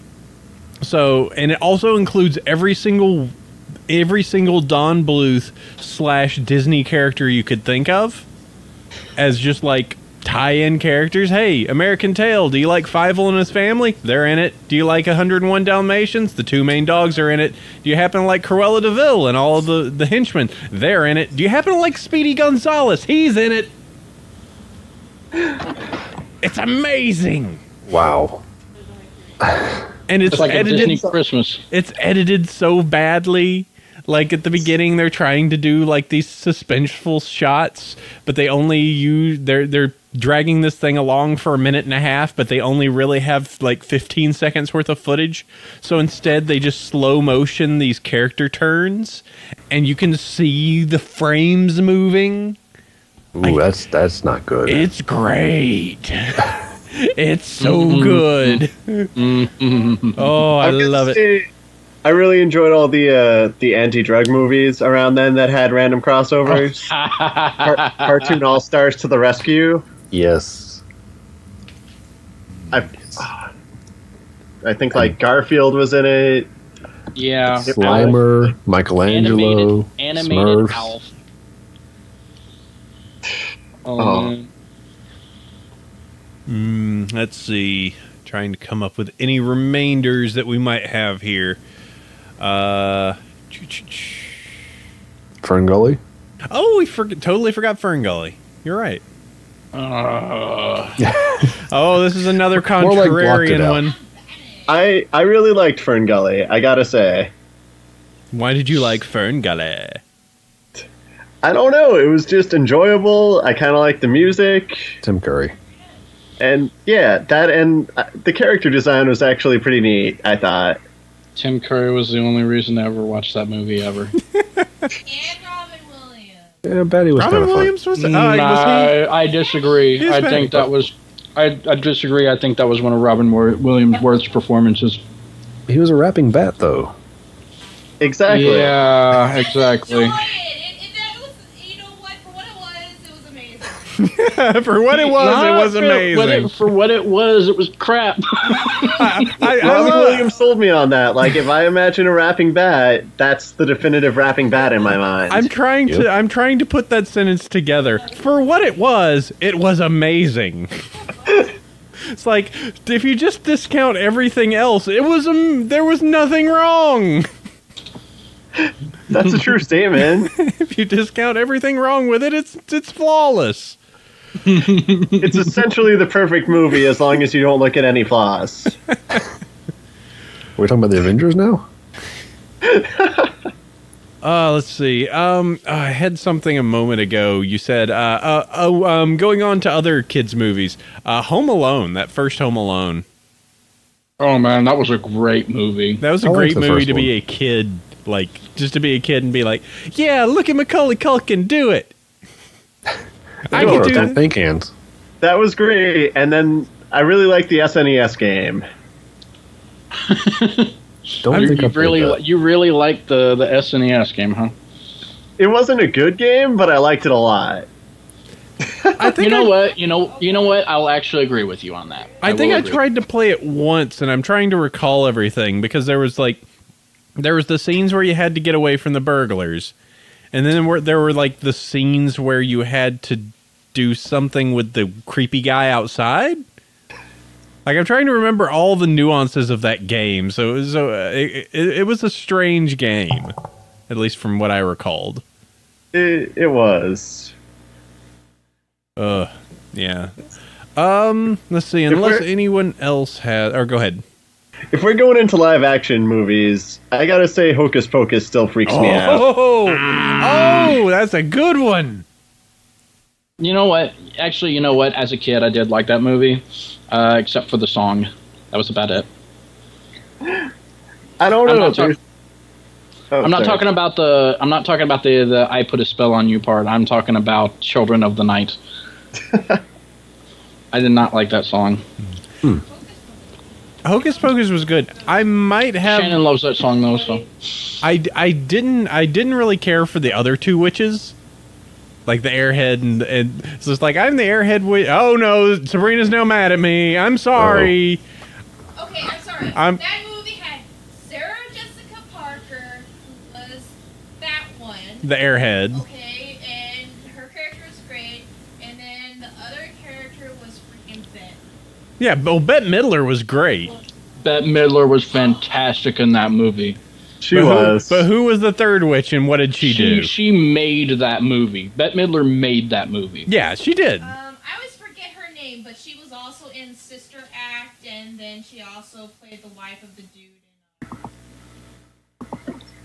But I always forget her name. Did you cry at the end? Do you remember the kitty goes to heaven? That scene. It's just like it's time for me to go. Yeah, that made me cry. Shut up. It's always just a thing, and just like find someone who likes Hocus Pocus and is like, "Did you cry at the end?" Shut up. Yes, Hocus Pocus was a really good movie. That was that weird period of time where Disney was making just as many live action movies as they were making, like, and good live action movies, opposed to these like Disney TV stuff now. And Under Wraps, they did Under Wraps I don't know that one. with the mummy. No. And Yeah. he What? liked that one song, All by Myself, Don't Wanna Be, and he would always like, he loved that song. You never saw Under Wraps? I never saw Under Wraps. Oh my god. I have no idea what she's talking about. I think she's making it up. No, I vaguely remember. You're all too old now. Now it's at the point where you guys are too old and you stop watching Disney by this point. All right. I vaguely remember a mummy movie called that. I don't remember anything about it. Under Wraps. 1997. Wow. And it's even one of those that has the actual like Disney Channel like TV with the mouse ears on it. Yeah. Oh, wow. God. And it was actually good. And you can see Saturday 1997. premiere Yes. with ear capitalized. October 25th at 7 p.m. Yeah, because I remember they were doing a bunch of their own movies. They did Under Wraps, and I think after that they did My Mother's Dating a Vampire, which was really silly. Oh, I love this image. I'm gonna put this image into the chat because just the poster is great because it's got the mummy there. But more, what I like is the kid down in the bottom right going, "Oh, like it's a mummy." He's the only one making the correct expression. If I saw that mummy, that is what I would do. Yeah, and there's the kid leaning up against it going, "Hey, check out the mummy." He's doing the like Stephen Colbert photo with a mummy pose And, right there. and then there's just that lady down there with her arms on her hips, just like, "Oh, you two." oh, Yes, it's mummy. posted. It should be. Hold on. My chat's being weird. If one of you guys could post that to the chat, it's being a little dummy. Yeah. How about that? Actually, Little Ribbon brought up a good movie in the chat. What about All Dogs Go to Heaven? How about that movie? I love that movie. I'm the contrarian. It's kind of that movie is kind of strange. It's like it's of Don Bluth's movies. I think it's like one of the best ones visually, and then it's like, and then it kind of screws you up a little bit as a kid, especially when they get to the parts where like the Charlie falls asleep around the puppies and like he goes to hell and stuff like that. And Yeah, I was going to say that I haven't seen it in like 25 years, but I still remember bits of that scene where he's like and fighting. the moment with the big lipped alligator, like that entire song sequence was just like it just kind of blitzes your brain to the point where as an adult you can barely remember it unless you've seen the movie recently. It's just kind of there. I really like that they made an animated series and then a Christmas special with it. All Dogs Go to Heaven Christmas Carol? Huh? Nope, never saw it. Ugh. The like evil dog gets a hypnotic dog whistle and tries to make the dog steal all the presents in town, so they'll all be homeless and go to hell, I guess. No. I didn't like Secret of NIMH. Yes, Starry for some reason can't stop saying Secrets of NIMH in the chat. I didn't like Secret of NIMH. I just She's didn't. so angry. I honestly, I'm sorry. We I'm cannot sorry. Be friends. We Now, cannot be friends. He's Starry. No. I can't. This one is one that I can't quite put into words why I don't like it. I just don't. It's another one of those weird. It's probably a very, very fine film. It's just I don't like it. It's another one of those weird voyage movies. I mean, I never actually have watched it all the way through besides clips, but it is another one of those like, hey, we need to go over here and get this thing, and you know, there's a sick kid. I know. I thought Jeremy was a great character. But I can't tell you anything about anything else that happens in that movie besides Jeremy being caught in a string and there being a sick mouse. Let's see. And then Secret of NIMH 2. The Nimmering. You know, I never actually watched that movie, but I watched a review on it. And true story, after watching a review on that, there was that one point, like after I saw the review, I looked over at Shannon, I'm like, I want to watch anything else besides this. Absolutely anything else. And then I looked at her and was like, you want to watch that first episode of MLP and see what everyone else is making a huge fuss about? That is how I started watching the show. Dun, dun, dun. Nicely done. Some people are bringing up Oliver and Company. Me. Yeah. Why should I worry? Shannon likes that movie mostly because of the poodle. I never saw it as a kid. I like the Chihuahua. Cheech does the... You like the Chihuahua? If this is torture, chain me to the wall. That's the one line I remember from the movie. Wait, actually, hang on a second. Hey, Shannon. Oliver and Company is that movie that has that poodle in it that you like, right? That's Georgette, yep. The George, okay, yeah. Georgette. Okay, just checking. Yeah, that's the one. Okay. I think the big ones from my childhood that we haven't mentioned was that trio of weird Scooby-Doo movies, like the one where he's a werewolf, The Ghoul School, and the one with the ghost who are a ripoff of Three Stooges. Boo Brothers. You and Sabrina. You mean all of the ones that they showed on Cartoon Network, and that's the only way we ever saw any of them? Yep. Thou shalt not infringe the Three Stooges. Yeah. It was unless it's Jabberjaw. It was just obviously like these are the Three Stooges, except they're ghosts from the South instead. Oh, speaking of movies with trios, though, this is a movie that not a lot of people talk about, but it was a movie that I watched a lot as a kid. Homeward Bound. I love that movie. Yep. That movie was I love that movie. That movie makes me cry too. That was in that span of talking animals, but we're not actually going to move their mouth. Yeah, just the narration. Yeah, just like we need to get over here. I missed them. And then the scene with the porcupine. Oh my god! Oh god! That was like the most painful scene ever. Oh. It was. Oh. Because you're just like, oh, that looked like it hurt. Oh, it's in his face. It's in his face. Oh, load.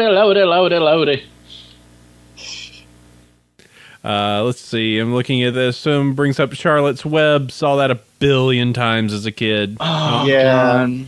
The last bit of that movie makes me cry even as an adult. Like it really. Charlotte's song makes me cry. It's one of the few things that can make me cry. It really is. Maybe it's the weird cynical part of me, but now I have I see the situation coming in where it's like they come out the one day and the spiderweb reads some pig and they go, why, yes, I would like some pig.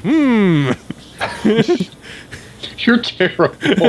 Wow. I was thinking about some pig tonight. Thank you. Oh, I'm sorry.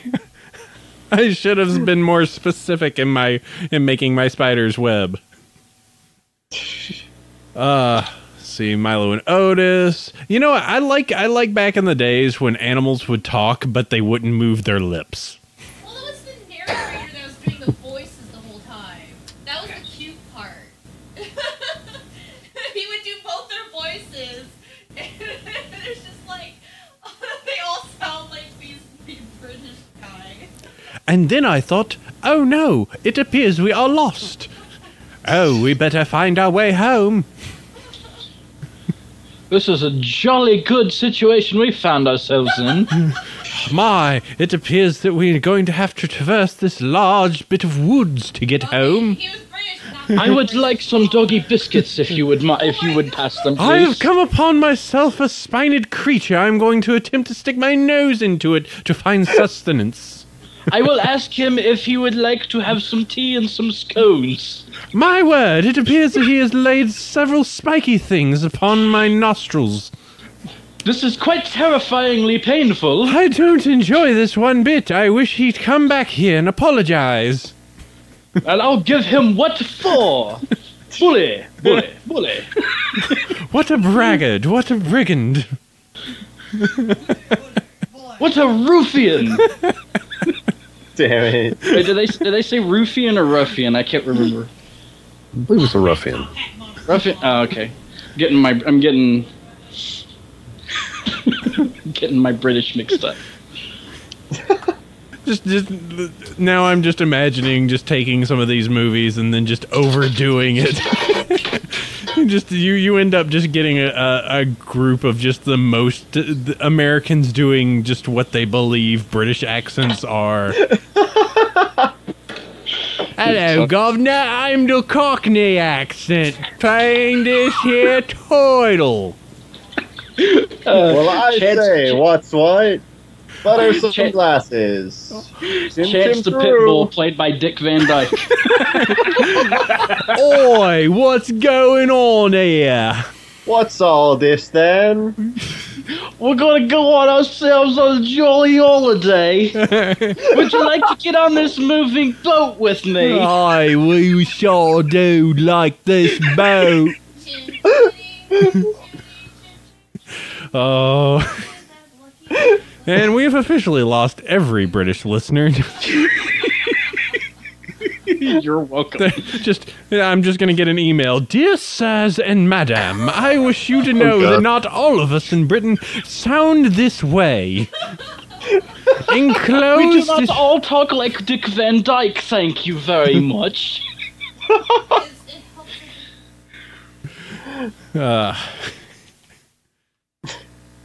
Included is some stationery of which I format. Oh god, I got a headache. I think that takes care of all of our movies from the childhood. We've gotten to the point of making fun of We still haven't talked about Joel Schumacher. What about Joel Schumacher? And his brilliant movie with Arnold Schwarzenegger playing a guy who makes cold-related puns for about 50% of the movie. We mentioned that. We mentioned that at the beginning. The worst part of that was is the Victor Free story is a great story, and then they did what they did to it. Yeah, it actually is a really good story. I mean, and they got Uma Thurman to play like the most ridiculous Poison Ivy ever. Yeah. They basically got her for her looks, and that's about it. Yeah, go watch the cartoon. The cartoon is so much better. I don't know if it was the acting or the writing for her that was worse, to be entirely honest. I would say yes. A little of column A, a little of column B. I'd say all of column A and all of column B. Besides, if you want anything Batman related as far as quality goes, the animated series is king of where that's at. Absolutely. There's no disputing that, especially as far as the female villains go. Like you just can't beat Harley Quinn and Poison Ivy as far as female villains go, and Batman. I think all the movies they made were spot on too, like Mask of the Phantasm. This new Amazon Fire TV. Well, sorry. Gary Busey jumped onto the stream for a moment to try and tell me about Amazon TV while I had the stupid thing paused. Oh my. This is Gary Busey wanting to come on your show and talk about my favorite cartoons. I wish to tell you that as a kid, I drank lead paint just to feel. I want to talk to you about my new show called My Little Busey. I wish you tell. Have you ever did you ever wake up with a box of cookies next to you, and not only do you never know when you got those cookies, but the box is open and instead there's a puppy? Because that happens like every month. And there's a British guy like off to the side, and he's like, I'm just going to stay over here with my McVitie's digestive biscuits and my tea. Digestive biscuits. I'm sorry, I'm never going to get over that. Digestives are all the rage in England, or all the rage in Europe. Like, they drink digestifs and they eat digestifs. I have never been able to get over that ever since we had that one like really British guy on our podcast like a couple of years ago, and he came on and he started talking about McVitie's digestive biscuits, and I was just like, that is one of the most British things I have ever heard in my life. And I couldn't get over it. When I feel myself peckish and I've had myself quite a meal, I reach towards my digestive biscuits to allow me, to give me the gumption to properly digest my meal. You know, they do actually sell those in the States. They do actually sell them in the States. I've just never been able to find a place that does. I don't think they have any of them around here for, well, obvious reasons. I found some, like, Czechoslovakian store that sells them near my house, actually. I've heard that they're actually pretty good, though. Like they're kind of like they got like little chocolate, like a little chocolate top on them and stuff like that. So this place had Turkish delight, so I stopped paying attention to anything else for a while. But I just remembered another terrible kids movie. I don't know if any of you have seen it. Warriors of Virtue. No, I have. That was the karate kangaroo people. That was around the time they had stuff like Surf Ninjas and things like that, and I like Surf Ninjas. They had Three Ninjas and stuff like that, and it was around that time where the 80s still hadn't quite died in kids' movies just yet, you know. I think the best part of Warriors of Virtue was that he gets to the magic land by like falling down a sewer.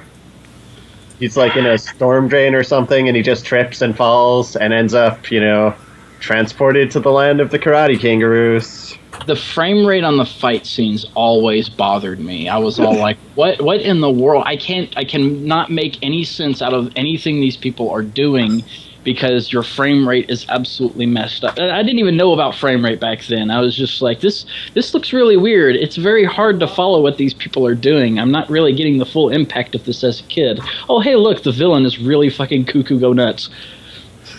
I felt that same way. There was just that rash of like kids in cartoons, like or just people in cartoons. You had, of course, Who Framed Roger Rabbit that happened. But then you had stuff like Cool World. Oh, man. Cool World. A G rating. Hollywood if she could. Get to see some Brad Pitt in that movie. That's probably not exactly Brad Pitt's most starry role. Hitting on a cartoon. It is a very visually the movie is great. It's just the fact that everything else about the movie absolutely blows. Cool World. Yeah. All right, we've definitely wrung this pretty hard, and I'm sure there's a billion other movies that are just gonna pop into our heads the moment we turn around here, and we'll just go like, oh god, Cool Runnings, you know, that'll just keep coming. If we keep this Runnings. up. Cool Runnings. John Candy. Yep. Wait a second, that's the one. Is that the one that's got the Kenyan snow Jamaican bobsled team? Okay, sorry. Yeah. Yep. Kenyan snow sled. Kenyans. Well, I was close you were enough. so close. They were. Oh boy. I was about as close as. I was about as close as any Kentuckian is going to get anyway. That is true. That is very, very... that is a dark-skinned fellow in an ice game. Oh no, guys, you see it too. guys, You see, oh no. guys, we completely forgot to talk about Come On and Slam and Welcome to the Jam. As soon as you said that, I knew what you were talking about. All right, queuing up the space. Everybody get up, it's time to slam now. Quad City DJ is being loaded up right now. I enjoyed how popular that movie was. There was Space Jam everything. That was a very, very, very popular movie, and it did make a lot of money. Bill Murray. Bill Murray. Yeah, I think that was like Space Jam was probably like the sign that Bill Murray's career was kind of over. Them's fighting words right there. I'm sorry. He transcends career. It's true. The guy played in Garfield. His career was dead. No, I disagree. And I still love the fact that if you go to Space Jam... He was king of the 80s. I will give you that. He was king of the 80s. And then like 90s. Is king. Thank you. And the fact that SpaceJam.com still is there. Copyright Warner Brothers Entertainment 2003. Is it really? Yes, go to it. WWW2. Well, you don't have WWW sites anymore. Well, that's because they're also making a second Space Jam movie. Supposedly. Maybe. That was April Fool's joke. I think it's a joke, but... No, I'm pretty sure that is a serious thing. They are making a new Shaq Fu, though. That is true. Oh, yeah, that's being crowdfunded. I actually saw the stuff on that. I'm actually kind of psyched for it. Just because Shaq is perfectly self-aware of just everything about himself, and he just owns it. And it's the most amazing. It's just the most amazing thing. Like he's got like in the game demo that they were showing off. He's just got that fucking sponsored by Pepsi grin. Just like most of the time. Yeah, he's definitely a kid in a candy store. He's having fun with it.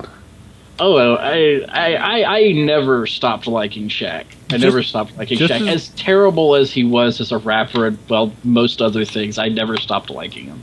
I love his Twitter. Just because his Twitter makes the least amount of sense.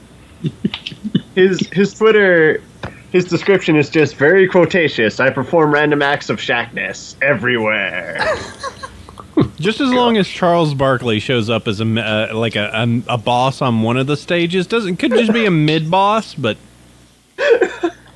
no, I'd say Charles Barkley is a full boss. Full boss. Then you steal his basketball powers? Yeah. No, it is true though. Space Jam was actually supposed to be an explanation of how Michael Jackson returned to basketball. Michael Jackson? I watched that. Did I say Michael? Yeah, Michael Jackson returned to basketball. Sweet. Oh, it said MJ on here. For some strange reason, my brain just defaulted to Michael Jackson. Hi guys, I decided I'm gonna play some basketball now. But since we're on the subject, we could talk about Moonwalker. Oh no. It keeps going! God, no. No. Can we talk about his like Thriller Halloween special too? Oh my god! Wait a second. Anyone remember that 40-minute dance scene? Yeah. Holy Thriller crap! Halloween special. Yeah, one of my friends was a huge Michael Jackson fan and showed it to me. Let me try to find something about it somewhere. I won't say I'm a huge one, but I will say I am a Michael Jackson fan. No, I really liked his music. You can find it on YouTube. The entire like 40 minutes dance scene where it's him doing. Like he does the Thriller, and then they go off to this whole like haunted house area and do a separate other dance with like these people coming with torches to stop him, and it's actually him in a fat suit, and then like he's with all these ghosts and ghouls, and he's doing all these other dances, and now they're dancing on the walls and dancing on the ceiling, and then at the very end, he possesses the big fat guy in the suit, and now it's Michael Jackson in a fat suit dancing. It's insane. It is. It's insane. It's crazy. It is my favorite Michael Jackson thing ever, by a wide margin. He's kind of the king of music videos as far as I'm concerned. He really is. He is.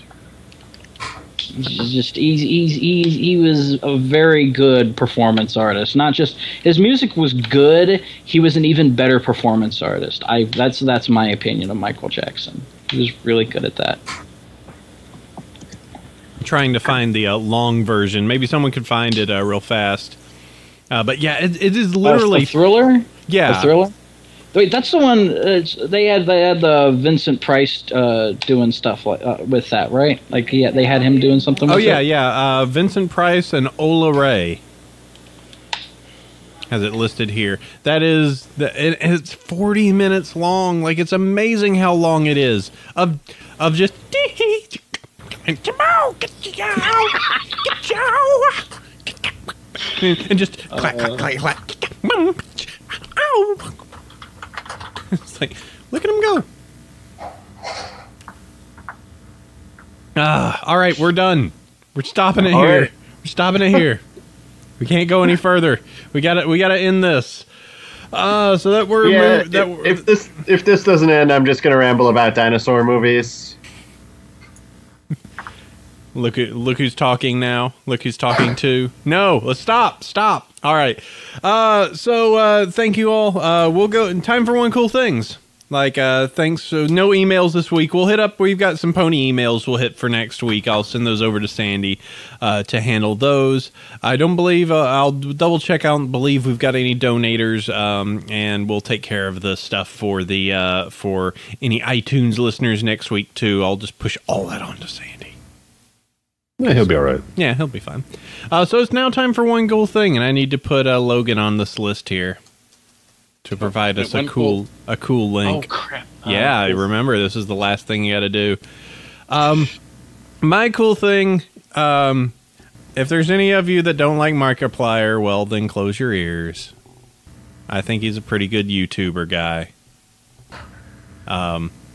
But somebody's been animating a lot of the silliness that he does, and I really do like watching them. Where they're just like little 2-minute video clips of animations of some of his Let's Plays. So I've included a link to one of my favorite, the Tiny Box Tim Markiplier animated, that you can go check out. Tiny Box Tim, Tiny Box Tim, go Tiny Box Tim. Him being ridiculous. Yeah, so you can go check that out. That is listed here in the show notes to the Markiplier animated, or you could just go type it, but either way you want to. I like that man. He's a silly face, and he does the things. 5-Iron, what have you got here? I've got we talked about Team Fortress 2 earlier, and I'm sure we'll talk about it again at some point, but I am really excited for End of the Line. It is a fan produced expansion or content block. I don't know. I won't try and do it justice by talking about it, but there's a video link there.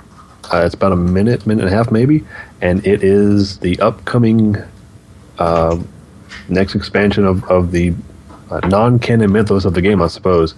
But it's got new maps and weapons and items and all sorts of fun stuff coming with it, and it's supposed to be coming soon. Of course, they were saying that back at Christmas, so we'll see. It's a great little video, so yeah. Well, is this related to the End of the Line videos that have been out there? Have to be more specific. Is the TF2 videos? Because there's only one. There's only one, right? Oh, actually, there was a 30-second preview, and then there was this video that I linked, and they've got, I think, an 8 to 13 minute Valve-produced video coming along with this update. Because there was something that was listed that was. Maybe I'm thinking of the wrong one, but there was like a zombie one that someone did. Oh no, that's just SFM stuff. That was it was like the Scout versus the Witch from Left 4 Dead. No, this was like a slow motion like pan of like characters trying to get away from some of like the crabhead zombies and things like that. And I mean, I didn't know if it was in any way related because I'll have to see. Probably not. The SFM, or the Source Filmmaker, was a tool they released a couple years ago, and people have been using it to build animations for a while now. I will also go ahead, I guess I'll throw this out here. There's a Team Fortress 2 podcast called Crits Cast, which is fantastic. They talk to a lot of the behind-the-scenes folks and content creators out there. So they are all hyped about this new publish coming out. So that would be a good place for information, I suppose. Yeah, actually, looking at this end of the line SFM, yeah, it's not the same piece. So okay. Okay. That works. Hammy, what do you got? Okay. Well, I guess I'll go ahead and plug this one again. Since I'm a video game nut and I like finding free games for people to play that they might not have played otherwise, I'm going to go ahead and bring this one back because it still seems to surprise certain people when I bring this one out because they still haven't heard of it. Super Mario Brothers Crossover. I'm going to go ahead and plug this one. Super Mario Brothers Crossover is a game that was it's a game made in Flash that was made by a guy named Jay Pavlina of ExplodingRabbit.com. It's basically it started out being Mario 1 if you put if you also put Link or the guy from Contra or Samus from Metroid in there playing through Super Mario 1. Playing through Super Mario Brothers 1, and he kept updating it, and he added the Sophia the Third from Blaster Master and Ryu from Ninja Gaiden.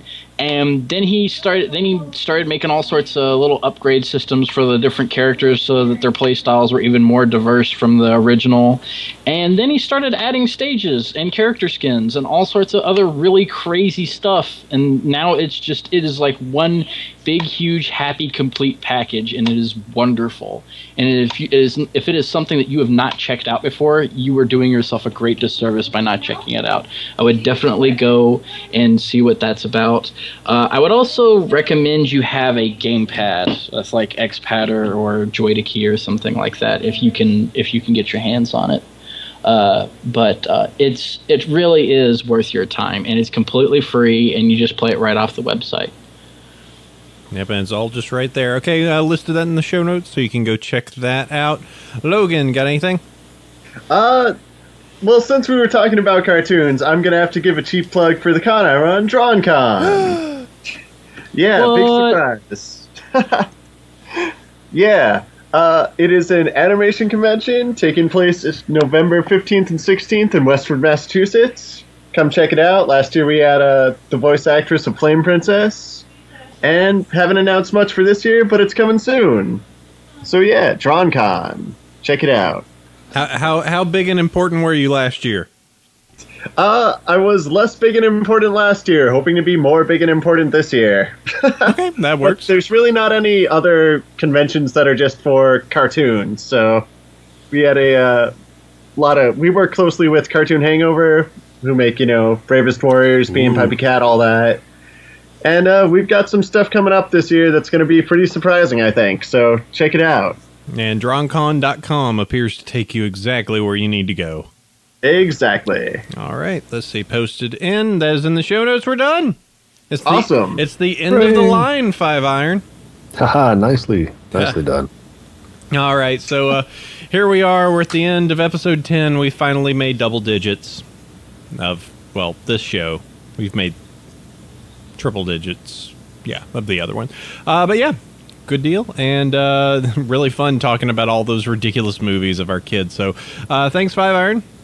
Thank you. Thank you, BHHAMMY. Thank you. And thank you, Logan, for jumping in here a little late, but bringing the game. Yeah, thanks a lot. This was a lot of fun. Hey, cool. And always, thanks to the fans. You guys over in Justin TV brought your gay game today, so thank you very much for joining us.